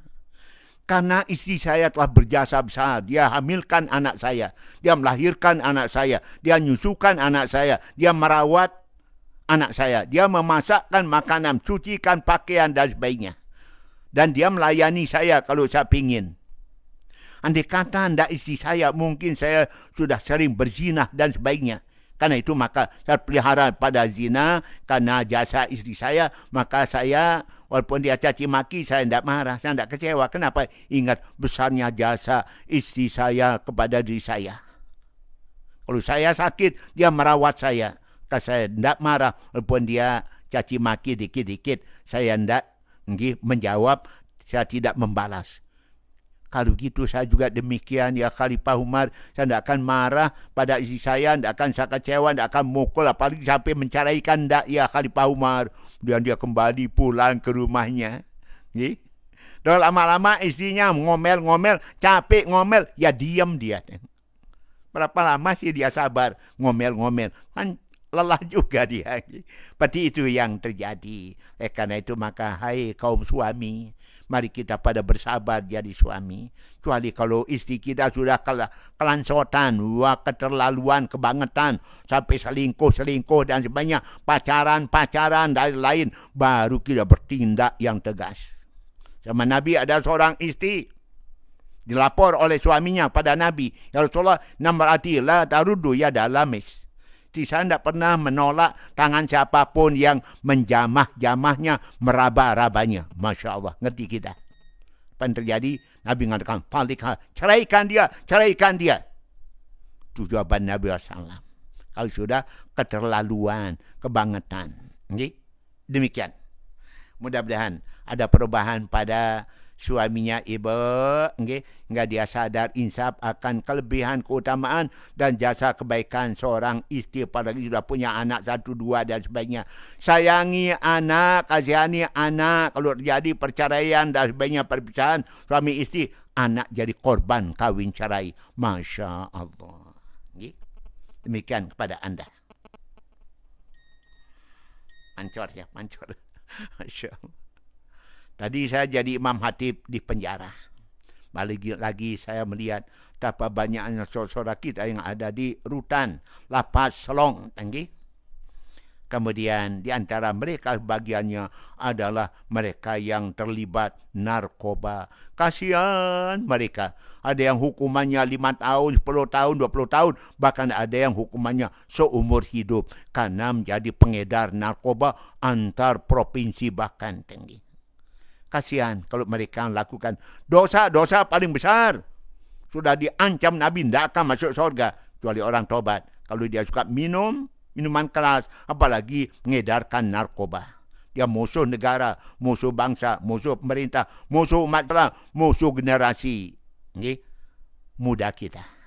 Itu jangan sampai lakukan demikian itu. Nabi bersabda, Arbaatun, 4 golongan la yajiduna rihal jannah, tidak akan perlu bau surga, tidak akan masuk surga. Siapa mereka? Pertama, mudminul khamri, mereka suka teler, mabuk, narkoba. 2 orang durhaka pada ibu dan bapaknya. 3 orang-orang yang suka makan riba. Yang keempat, orang merampas harta anak yatim. Nauzubillah min dzalika. Para pendengar, mari kita lanjut. Dia mau nanya apakah benar kalau kita keluar cari nafkah pada siang hari seolah-olah kita melanggar aturan Al-Quran. Karena pernah dengar seorang guru, sebagian teksnya hilang nih. Siapa yang mencari nafkah? Laki, perempuan.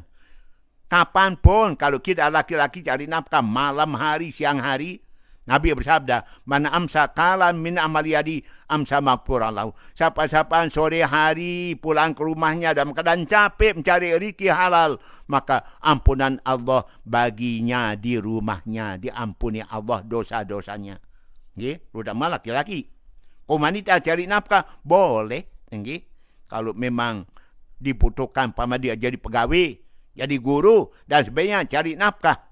Tapi kan cari nafkahnya siang hari, bukan malam hari. Seorang wanita cari nafkah malam hari, wah bisa disebut gitu selak itu.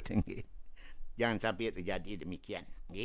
Jadi kapanpun kita mencari nafkah yang halal, malam atau siang bagi laki-laki, silakan selama tidak menghalangi sholat kita, ibadah kita pada Allah Subhanahu wa Ta'ala.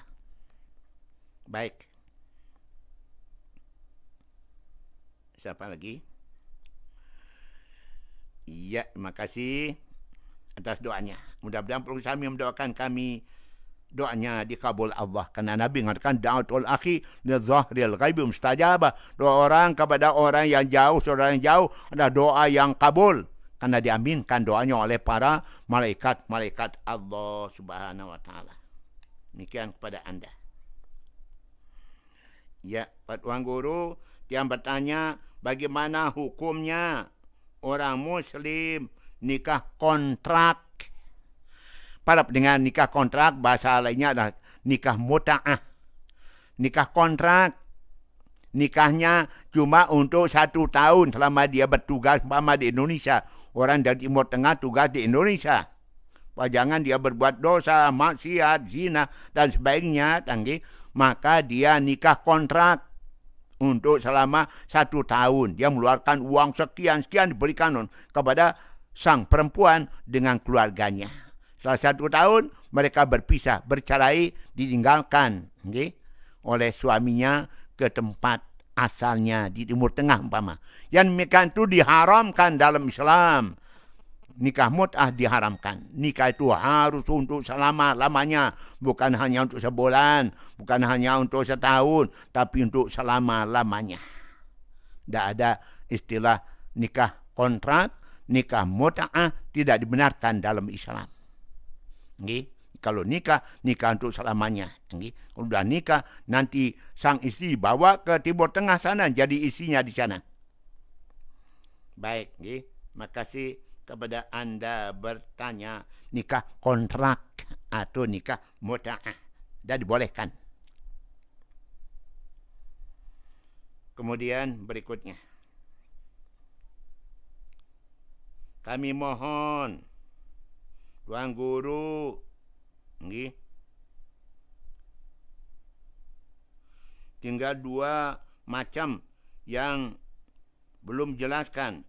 Yang pertama, masalah ibu yang Jumatan. Yang kedua, masalah bacaan imam. Yang ketiga, masalah mazhab. Mohon dijelaskan. InsyaAllah. Kebetulan jadi masalah di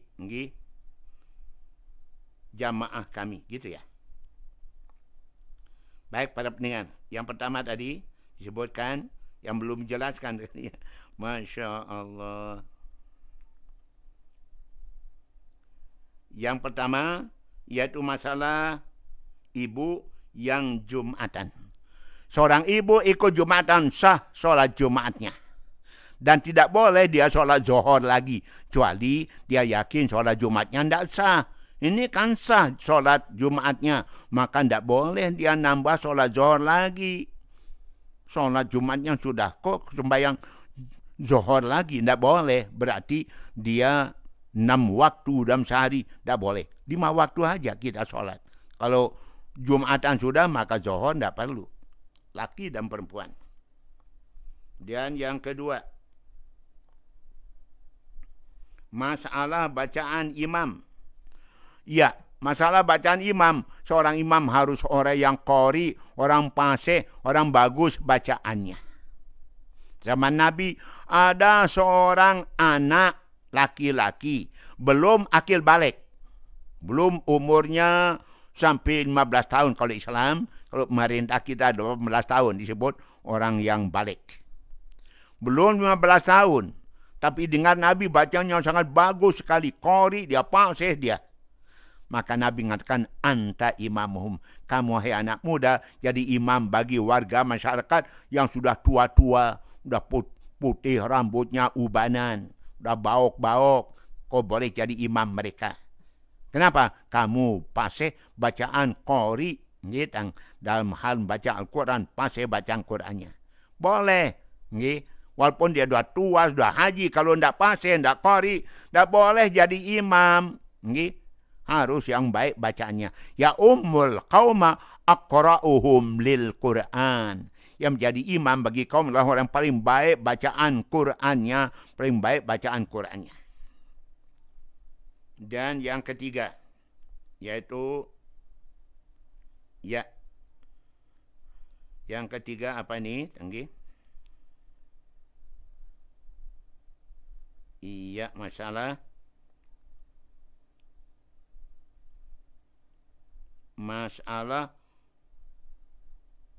kebetulan salah apa ini? Jadi masalah di jamaah kami. Oh, masalah jamaah ya. Yang apa? Mazhab.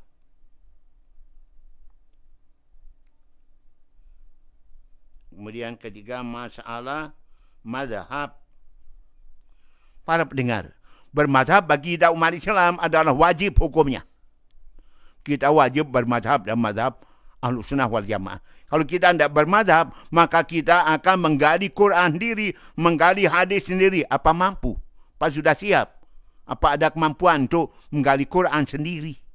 Kalau hanya modal kita hanya bisa baca Quran, lantas mau ngambil dari Al-Quran, tanpa bermazhab, maka kita akan menjadi orang yang napit, yang nanti semau-mau kita menentukan hukum, istimbat hukum. Nah itu maka semua kita adalah orang-orang yang mengambil hukum-hukum dari para alim ulama, para imam-imam mazhab, di mazhab Syafi'i dan lain sebagainya. Abang kita sampaikan ni semua adalah yang berasal daripada imam-imam, para ulama-ulama, bukan dari pendapat kita. Ini bukan dari kita yang ngambil hukum dari Quran hadis langsung dari para imam-imam dan para ahli kita. Maka bermazhab itu adalah hukumnya wajib. Apalagi mengatakan bermazhab itu adalah syirik hukumnya. Masya Allah. Semua orang Islam ini tidak tahu ilmu nahu, saraf dan sebagainya, usul fikih dan lain-lain, lantas langsung mau mengkaji Al-Quran. Dan menentukan hukum dalam Quran hadis. Betapa kacau balaunya kita dalam hal berhukum Islam. Itu wajib hukumnya bagi orang Islam yang tidak mampu jadi imam kayak Imam Syafi'i dan sebagainya, harus mengikuti Imam Ghazali saja bermazhab. Yang lain-lainnya bermazhab semua. Apalagi kelas-kelas kita zaman sekarang. Maka kita harus bermazhab.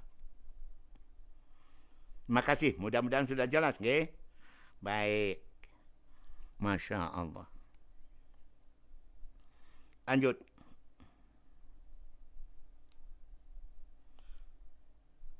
Baik dan buruknya dunia ini tergantung kita sebagai manusia hamba Allah yang menjadi isinya.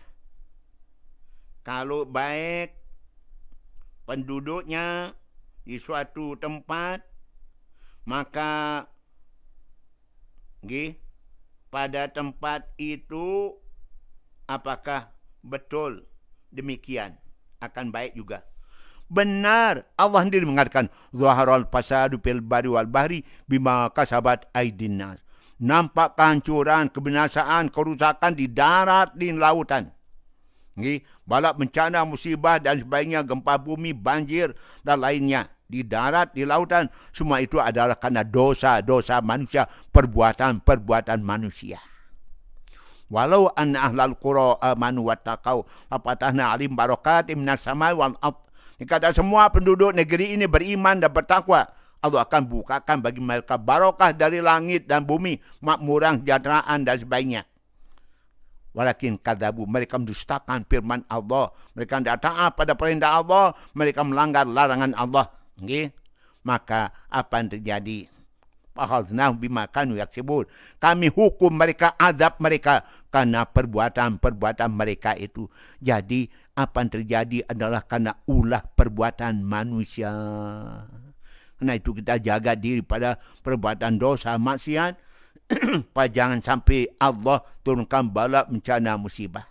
Tapi apabila di satu negeri masih ada 3 macam, walaupun memangnya harus mereka dapat azab dari Allah. Allah berfirman yang artinya, aku ingin turunkan azab dari langit pada umat manusia yang banyak berbuat dosa dan maksiat. Tapi aku masih melihat ada orang suka solat berjamaah di negeri itu. Ada orang saling cinta-mencintai, tolong-menolong. Dan masih ada orang rajin baca istighfar. Tidak jadi turun azabku kepada mereka. Hadis kursi yang lain mengatakan, ku mau datangkan azab pada suatu penduduk negeri. Tapi aku melihat, pertama, masih ada orang makmurkan masjid, berjamaah, ngaji dan sebagainya. Aku masih melihat ada orang hadir di majlis taklim. Yang ketiga, masih ada aku lihat anak-anak orang Islam. Orang Islam belajar Quran, belajar agama. Fayadhahabu ghadabi, hilanglah kemurkaanku kepada mereka. Karena 3 golongan ini Allah hendak jadi datangkan azab. Karena itu perlu dipertahankan, perlu kita sayangi mereka. Karena mereka Allah hendak jadi turunkan azab, walaupun sebetulnya mestinya datang azab pada mereka. Orang berjamaah solat, orang hadir pengajian, putra-putri orang Islam belajar Quran, hendak jadi turun azab Allah.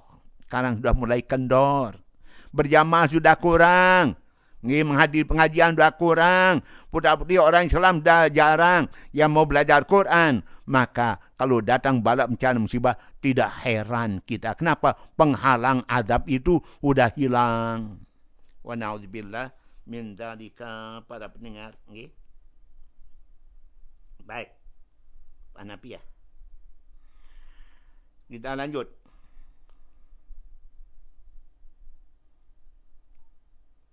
Apakah betul kata orang kalau mau awet atau tetap berfungsi baik semua anggota tubuh kita, maka harus kita gunakan pada tempat yang baik pula. Seperti mata, yang anggota badan, anggota tubuh kita yang lainnya. Betul dan betul. Dalam hadis Nabi mengatakan, Sittatu asya tazidul umur. Ada 6 macam yang bikin panjang umur. Sekalian sehat walafiat. Pertama, rajin silaturahim. Kita rajin silaturahim pada sama umat Islam. Yang ada foto silaturahim, apalagi saling bermusuhan, saling mencaci maki, saling menghasut, saling menjelek-jelekkan melalui media sosial. Yang kedua, kan panjang umur seorang apabila rajin sodakoh, rajin bersodakoh. Yang ketiga, apabila umat Islam berbakti pada orang tuanya, berbakti pada gurunya, berbakti pada mertuanya. Bagi ibu, bakti pada suaminya. Dia apabila umat Islam rajin berdoa, berzikir, berhizib, dia rajin istighfar, mohon ampun pada Allah untuk dirinya, untuk ibu bapaknya. Dan yang keenam, rajin solat tahajud, solat witir tiap malam, maka Allah panjangkan umur hambanya itu. Sabda Nabi SAW. Gitu kita manfaatkan kita punya anggota tubuh sesuai dengan apa yang diperintah Allah, perintah Nabi. InsyaAllah akan bikin kita sehat walafiat. Amin. Allahumma amin. Baik, terima kasih. Kita lanjut. Dari siapa gerangan? Apakah betul baik dan buruknya solat seseorang bisa dilihat dari perilakunya? Perilakunya, kehidupan sehari-hari. Misalnya, caranya mencari makan, cari rezeki, caranya berumah tangga, dan lain sebagainya. Betul dan betul. As-salatu miftahu kulli khair. Sabda Nabi. Salat itu kunci segala kebaikan.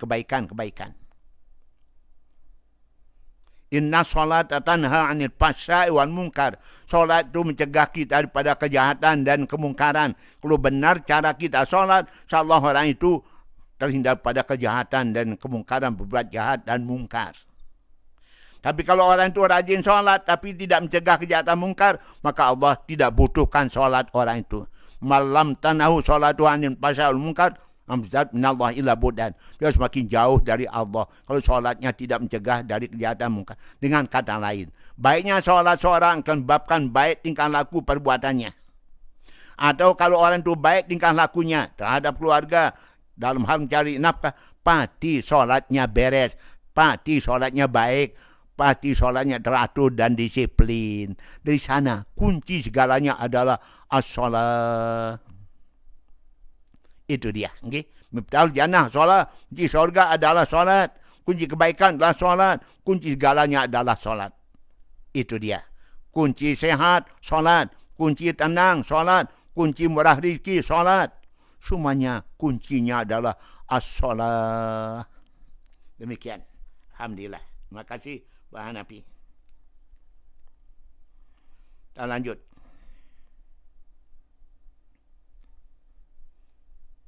Apa syarat-syarat solat Jumat baru boleh didirikan Marwan Batu Gapit?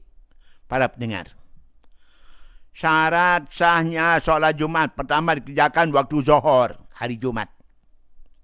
Yang kedua dikerjakan di masjid, bukan di lapangan, di sawah, di kebun.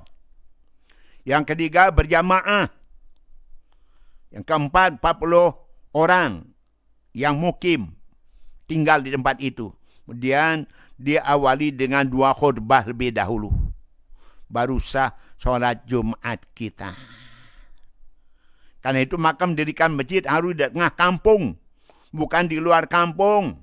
Jauh dari kampung. Saya pernah melihat. Kalau kita dari Selong ke Mataram, takkan melihat ada satu masjid tengah sawah. Tidak tengah-tengah kampung. Ujungnya apa? Mungkin waktu Jumat saja orang datang ke sana. Kenapa? Tidak dirikan di tengah kampung. Kenapa? Dirikan di tengah kampung sudah ada masjid sana. Kenapa tidak masjid itu saja dipakai? Dikatakan orang di masjid yang lama itu adalah ahli bid'ah, ahli bid'ah. Enggak, mereka tidak mau Jumatan bareng-bareng karena ahli bid'ah semua. Na'udzubillah. Na'udzubillah. Jangan kita merasa diri paling benar, paling baik dalam hal beragama. Okay. Demikian. Makasih. Okay. Baik. Dalam hal khatib dan imam, tentu orang-orang yang pengalaman dan ahlinya. Okay. Alhamdulillah, sudah jadi imam khatib kurang lebih 50-an tahun. 50-an tahun pengalaman kita. Alhamdulillah. Dan lanjut. Tiam Marwan mau nanya, maka apa? Makmum yang terlambat ikut sholat berjamaah disebut masbuk. Sedangkan makmum yang mulai sholat dari pertama bersama imam, barang takbiratul ihram bersama imam, disebut apa? Ya tidak masbuk. Masbuk dan tidak masbuk. Mereka yang terlambat masbuk, mereka yang tidak terlambat ya tidak masbuk namanya. Orang yang bareng-bareng dengan imam mulai dari awal sholat. Tidak terlambat takbiratul ihram daripada takbiratul ihramnya imam. Punya keistimewaan, kelebihan tersendiri yang demikian itu. Jadi mereka tidak masbuk ya, termasuk tidak masbuk. Yang tidak sebut apa, tidak masbuk gitu, tidak ada sebutan demikian. Pokoknya dia ikut sholat jamaah bareng-bareng mulai dengan imam. Tidak ada sebutan tidak masbuk umpama, tidak lazim demikian. Tapi itulah yang dianjurkan supaya bersama-sama mulai sholatnya dengan imam, tidak terlambat. Serakaat, 2 rakaat dan sebagainya. Baik.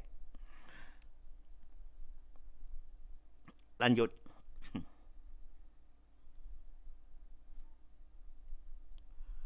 Dan tunas penjelasan tiang hamba Allah yang lemah dan sudah lansia. Tiang jarang sekali puasa sunat karena beberapa hal. Kalau saya kada hajat, BAB, kotoran tiang tidak bisa keluar lancar.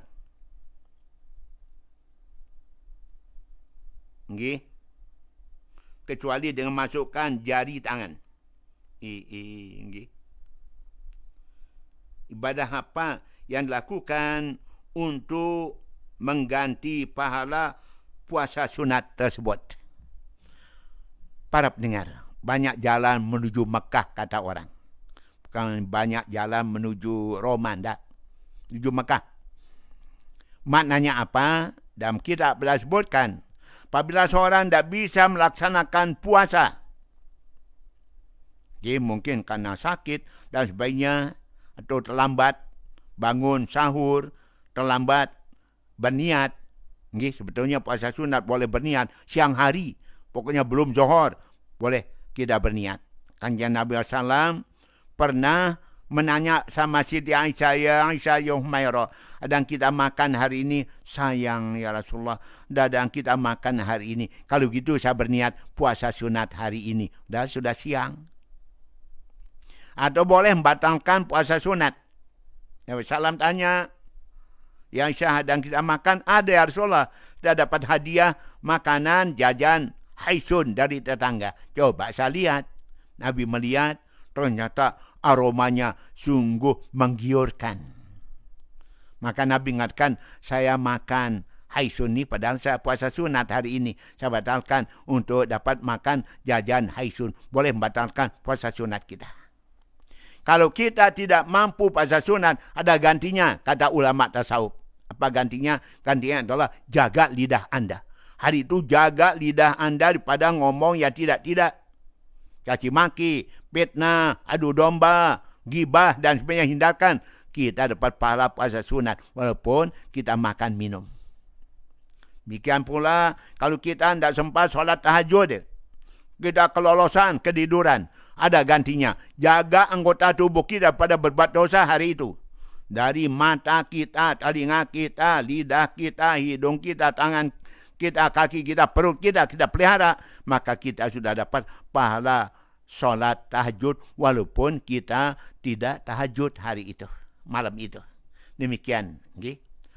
Siapa-siapa tidak bisa bersedekah hari itu, maka tidaklah bersedekah dengan ilmu. Bahkan itu adalah sedekah paling utama. Sedekah kita dengan ilmu pengetahuan kita. Amin. Allahumma amin. Demikian. Kemudian bagi kita yang sulit buang air besar.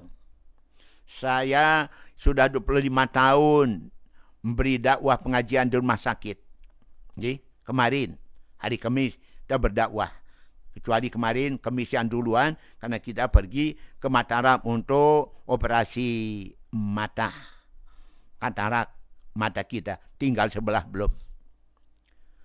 Maka kita dianjurkan oleh para dokter, kalau mau lancar BAB-nya, banyak-banyak minum air putih, air jamak. Yang kedua, banyak-banyak makan sayur, banyak-banyak makan buah.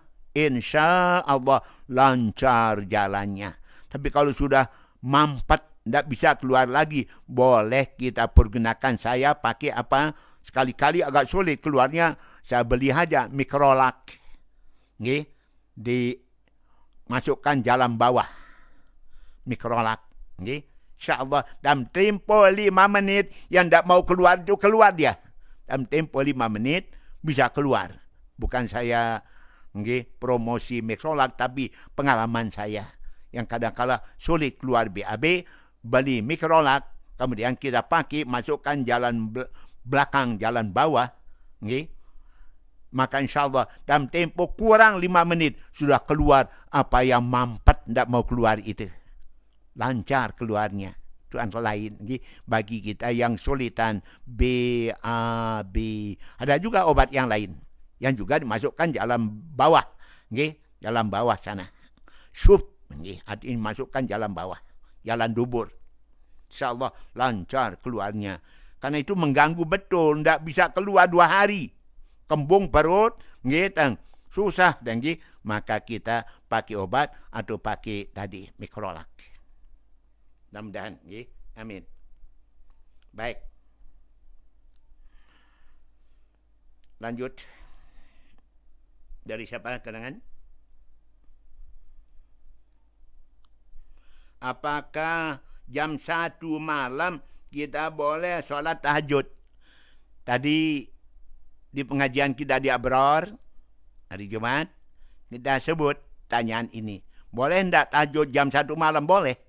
Yang penting kita sudah tidur, sudah bangun, terus sholat tahajud. Setelah tahajud, 8 rakaat, witir, 3 rakaat, berzikir, berdoa, baca Quran, dan sebagainya. Sudah tidur kembali. Menjelang subuh, bangun lagi untuk sholat berjamaah subuh. Boleh dan boleh. Yang penting sudah tidur dulu, baru bangun. Sholat tahajud pun jam 1, jam 2. Demikian. Terima kasih pada yang rajin sholat tahajud. Nabi mengatakan salat tahajud matharadatu da'i anil jasadi. Salat tahajud itu menghilangkan penyakit dari tubuh kita. Amin. Ya, dari siapa?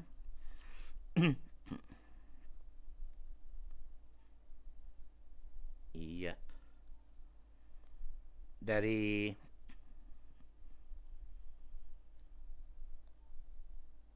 Alhamdulillah. Makasih yang masukkan kita pulsa.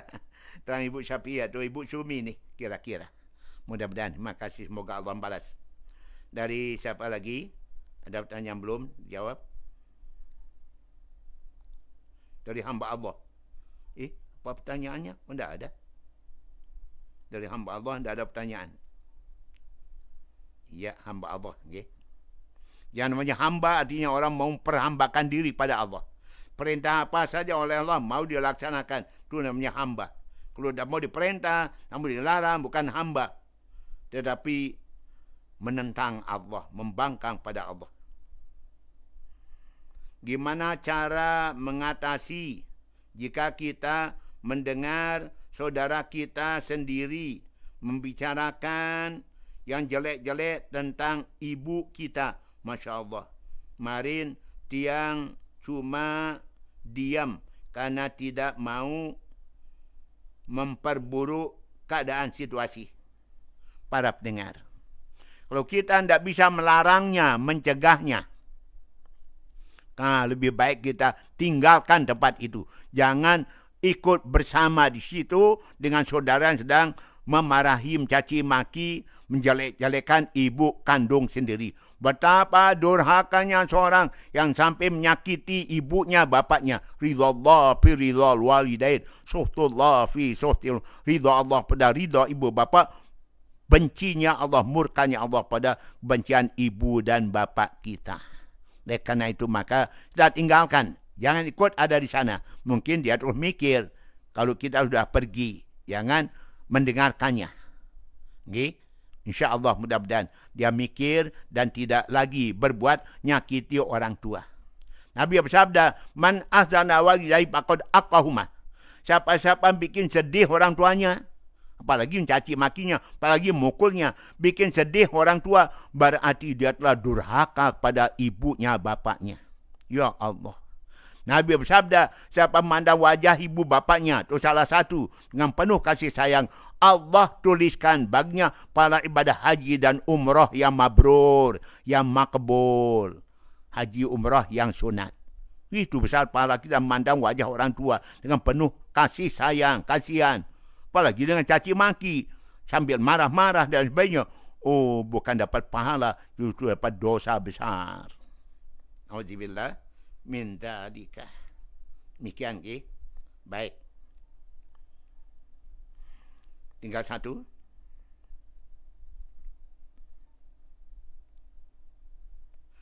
Ada yang terjadi.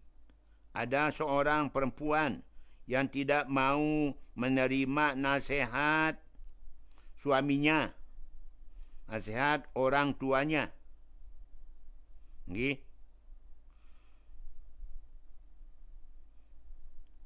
Orang tua di kampungnya. Jadi bagaimana hukumnya tetangga tetap berdosa? Iya. Seorang wanita yang suka keluar-keluar, meninggalkan rumah, meninggalkan suami. Kemana-mana dia keluar tanpa tujuan. Nanti di akhirat, sabda Nabi pada Siti Fatimah, dia akan digantung dengan kakinya di atas, kepalanya di bawah. Dari bawahnya api neraka menyala-nyala. Siapa itu ya ayahanda ya Rasulullah? Itulah kaum wanita yang suka keluyuran, keluar rumah tanpa izin suami, tanpa ridha daripada orang tuanya. Dan keluarnya bukan satu tujuan pama pergi untuk ilmu, pergi belanja dan sebagainya. Hanya pergi pamer-pamer dirinya. Maka besok wanita demikian akan dibakar dalam api neraka, kakinya digantung, kepalanya di bawah, dari bawah api menyala-nyala. Oh, na'udzubillah, na'udzubillah min dzalika. Ada lagi, itu wanita yang digantung dengan rambutnya di dalam api neraka, sabda Nabi pada Siti Fatimah, putri beliau. Dari bawah api menyala-nyala, rambutnya digantung tempat yang tinggi dalam neraka. Siapa dia ya Rasulullah? Itulah kaum wanita, kaum kamu yang anti jilbab, tidak suka pakai jilbab keluar rumah. Kalau dalam rumah, biar tidak pakai jilbab, tidak apa-apa. Melihatnya kan suaminya, anaknya. Keluar rumah, tidak pakai jilbab, maka itu nasibnya esok hari kemudian. Digantung dengan rambutnya di dalam neraka, api neraka menyala-nyala dari bawah kakinya. Oh, na'udzubillah. Dan lagi yang digantung dengan lidahnya di dalam api neraka. Lidahnya panjang, digantung dari bawah api menyala-nyala. Siapa dia ya Rasulullah ya Ayanda? Itulah kaum wanita yang selalu nyakitin suaminya, caci maki suaminya, ngomelin suaminya dengan kata-katanya, dengan lidahnya. Besok dia akan terima balasan Allah, yaitu lidahnya digantung, dibakar api dari bawah kakinya. Ada lagi, yaitu wanita-wanita digantung dengan susunya, Panjang susunya dalam api neraka digantung. Dari bawah api neraka menyala.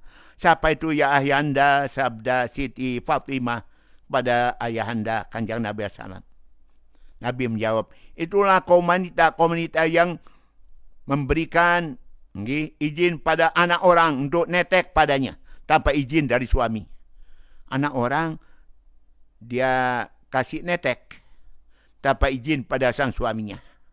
Tadi saya ditanya oleh ibu-ibu di Abrar, bagaimana kalau dia itu diizinkan suaminya, atau dia minta maaf pada suaminya. Namanya sudah kedong ya minta maaf. Okay? Jadi kalau sudah izinkan suami, atau sudah dimaafin oleh suaminya, insya-Allah sudah selesai urusan, selesai masalah. Ini belum selesai masalah. Dia kasih nyusu anak orang karena anak orang nangis tanpa beritahu lebih dahulu pada suaminya. Seperti itu nasibnya. Teteknya, susunya digantung dalam api neraka. Panjang teteknya dari bawah api neraka menyala. Oh, na'udzubillah min zalika. Maka semua kita harus bersikap, beri nasihat yang baik-baik. Okay? Ud'u ila sabili rabbika bil hikmah. Ajak pada jalan Allah dengan hikmah. Wal mau'izatil hasanah, dengan nasihat yang baik-baik. Kepada orang yang sulit diajak untuk berbuat kebaikan, untuk meninggalkan kejahatan, maka ajak mereka pada jalan kebaikan dengan hikmah dan nasihat yang baik. Mudah-mudahan. Kalau tidak, kita doakan. Mudah-mudahan Allah memberikan dia petunjuk, hidayah, taufik, hidayah, supaya dia mau kembali pada jalan benar, tak suka keluyuran, tak suka ngeceng. Demikian kepada Anda bertanya. Para pendengar yang dirahmati Allah Subhanahu wa Ta'ala. Ya, demikian. Baik, kita tambah dikit. Assalamualaikum warahmatullahi wabarakatuh. Waalaikumsalam warahmatullahi wabarakatuh. Apa kelebihan kita memikirkan tentang takdir Allah? Para pendengar, iman pada qada dan qadar Allah adalah nizamut tauhid, sabda Nabi. Artinya pokok pada tauhid itu antara lain adalah iman pada qada dan qadar. Apa yang terjadi di alam semesta terhadap diri kita, alam semesta ini semuanya sudah ditakdirkan Allah, sudah direncanakan Allah dulu di azali. Terjadinya gempa, terjadinya banjir, terjadinya bencana-bencana, semuanya Allah sudah tahu, Allah telah rencanakan. Maka kita pasrah kalau sudah terjadi sesuatu. Pasti di balik itu ada hikmah. Entah itu peringatan, entah itu teguran, entah itu penghapuskan dosa, dan lain-lain sebagainya. Tak rela menerima qada dan qadarnya Allah. Allah berfirman, "Malam yashkur ala ni'mai, walam yasbir ala balai, walam yarda biqadai, walam yaqna bi'atai, fal yatlub rabban siwaya." Siapa tidak mensyukuri nikmat-nikmatku, tak sabar atas ujian dan cobaan dariku, dan tidak ridha menerima qada dan qadarku, dan dia tidak pernah puas atas pemberianku, cari Tuhan selain aku. Dalam hadis yang lain, yaitu hendaklah dia nyembah Tuhan selain aku. Di mana Tuhan selain Allah? Maka ujungnya adalah tak ridha menerima qada dan qadarnya Allah. Ada satu doa diajarkan Nabi SAW bahwa kita ridha dengan qada dan qadar Allah. Tidak mengeluh, tidak kecewa, apalagi sampai nyalahkan Allah. Kenapa Tuhan berikan saya bala bencana seperti ini, sulitan seperti ini? Jangan sampai terjadi demikian.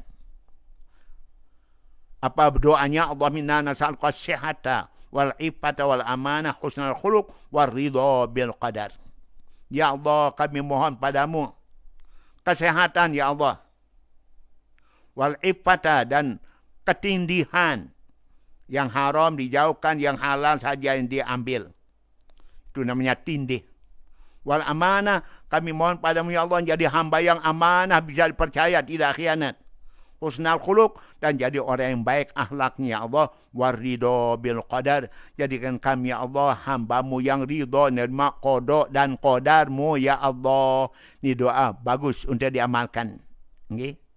Allahumma inna nas'aluka as-sihhata wal 'iffata wal amanata husnal khuluq war ridha bil qadar. Itu doanya.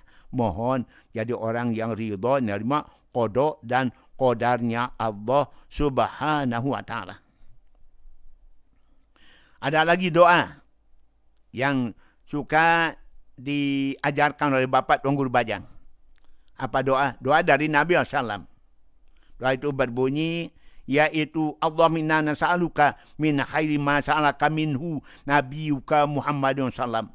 Wa na'udzubika min syarri ma sta'adzaka minhu nabiyyuka Muhammadun sallam. Wa antal musta'an wa 'alaikal balagh wa la haula wa la quwata illa billahil aliyil azim. Kalau kita mempunyai keinginan, harapan, cita-cita, kemauan yang baik, itu doanya. Allahumma inna nas'aluka min khairi ma sa'alaka minhu nabiyyuka Muhammadun sallam wa na'udzubika min syarri ma sta'adzaka minhu nabiyyuka Muhammadun sallam wa antal musta'an wa 'alaikal balagh wa la haula wa la quwata illa billahil aliyil azim. Itu dia. Apalagi sambil kita baca Quran dengan niatan seperti apa kita harapkan. Iqra'il Quran ma syi'ta lima syi'ta. Bacalah Al-Quran mana mau Anda dengan niat tujuan cita-cita yang mana saja engkau inginkan. Boleh dipergunakan bacaan Quran. Bapak Tuan Guru Bajang pada waktu MTQ Provinsi NTB di lapangan gotong royong Mas Bagi dulu. Tu beliau masih jadi gubernur. Situ beliau menyampaikan hadis Nabi mengatakan,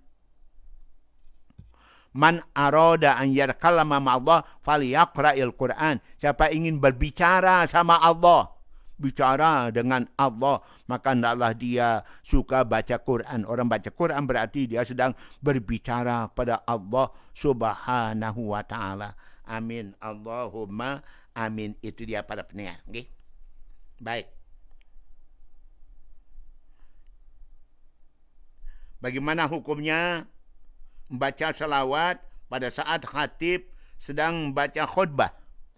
Yang kita dianjurkan Nabi kan supaya mendengarkan khutbah, bukan sibuk dengan yang lain-lainnya. Boleh kita baca salawat, zikir dan sebagainya, tapi tidak sampai mengurangi perhatian pada khutbah yang dibaca.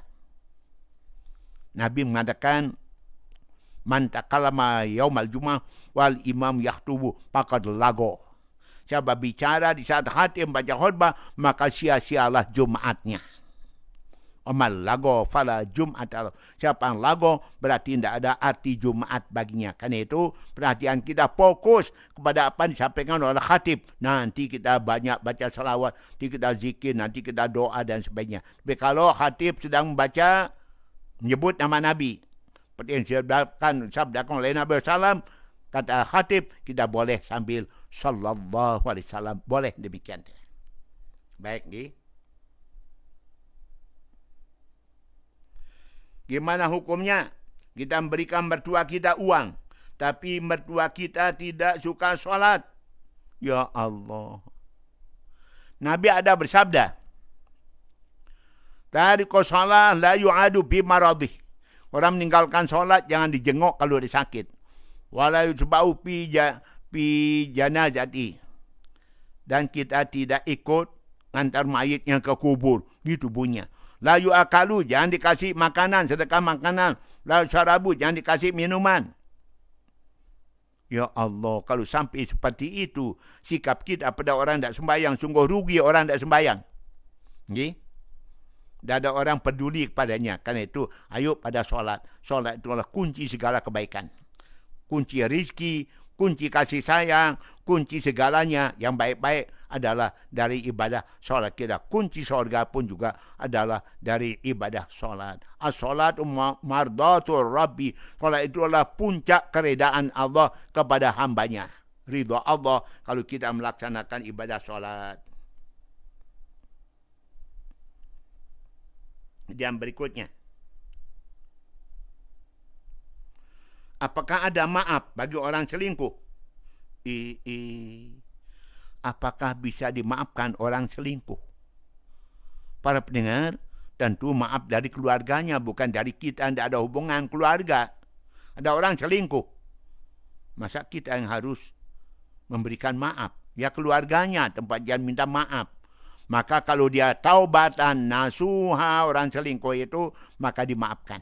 Mudah-mudahan dia tu sadar, insaf, taubat nasuha, sungguh-sungguh, dan dia tidak akan mengulang kembali. Dengan kita maafkan, maka dia jadi sadar, insaf, dan tidak mengulang kembali, taubat, maka tentu bagus kita maafkan. Sambil nasihatin, jangan ulang kembali perbuatan selingkuhannya.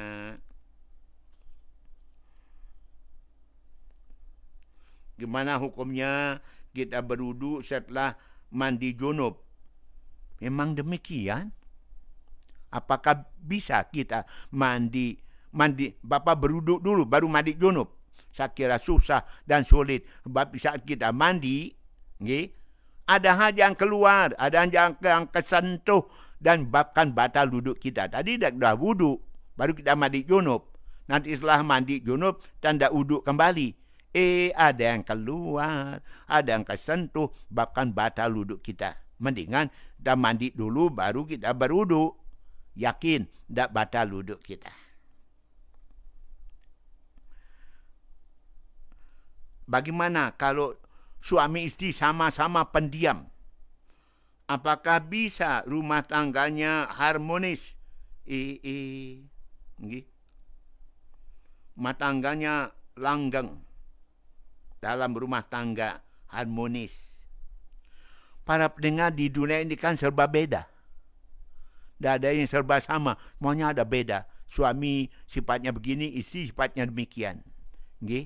Sulit mencari persamaan, semua sama. Istri suami sama sifatnya, anak-anak sama sifatnya. Kadang-kala tidak. Ada perbedaan. Perbedaan itulah yang kita sama-sama manfaatkan, pergunakan. Para pendengar yang dirahmati Allah Ta'ala. Untuk kali ini rupanya sampai di sini kita jumpa. Insya Allah Ta'ala kita jumpa pada malam berikutnya dalam keadaan sehat walafiat. Amin. Allahumma amin. Makasih. Mohon maaf. Wallahu a'lamu bissawab. Wallahu muwaffiq ala hadi. La sabilur rasyad. Wassalamualaikum warahmatullahi wabarakatuh. Baik, saudara pendengar, kaum muslimin muslimat, soimin soimat di mana saja Anda berada. Demikian tadi ya, telah kita ikuti dan dengarkan bersama acara tanya jawab agama Islam yang disampaikan langsung oleh Al Mukarram Bapak Tuan Guru Haji Lalu Husnan Sayuti Kiha.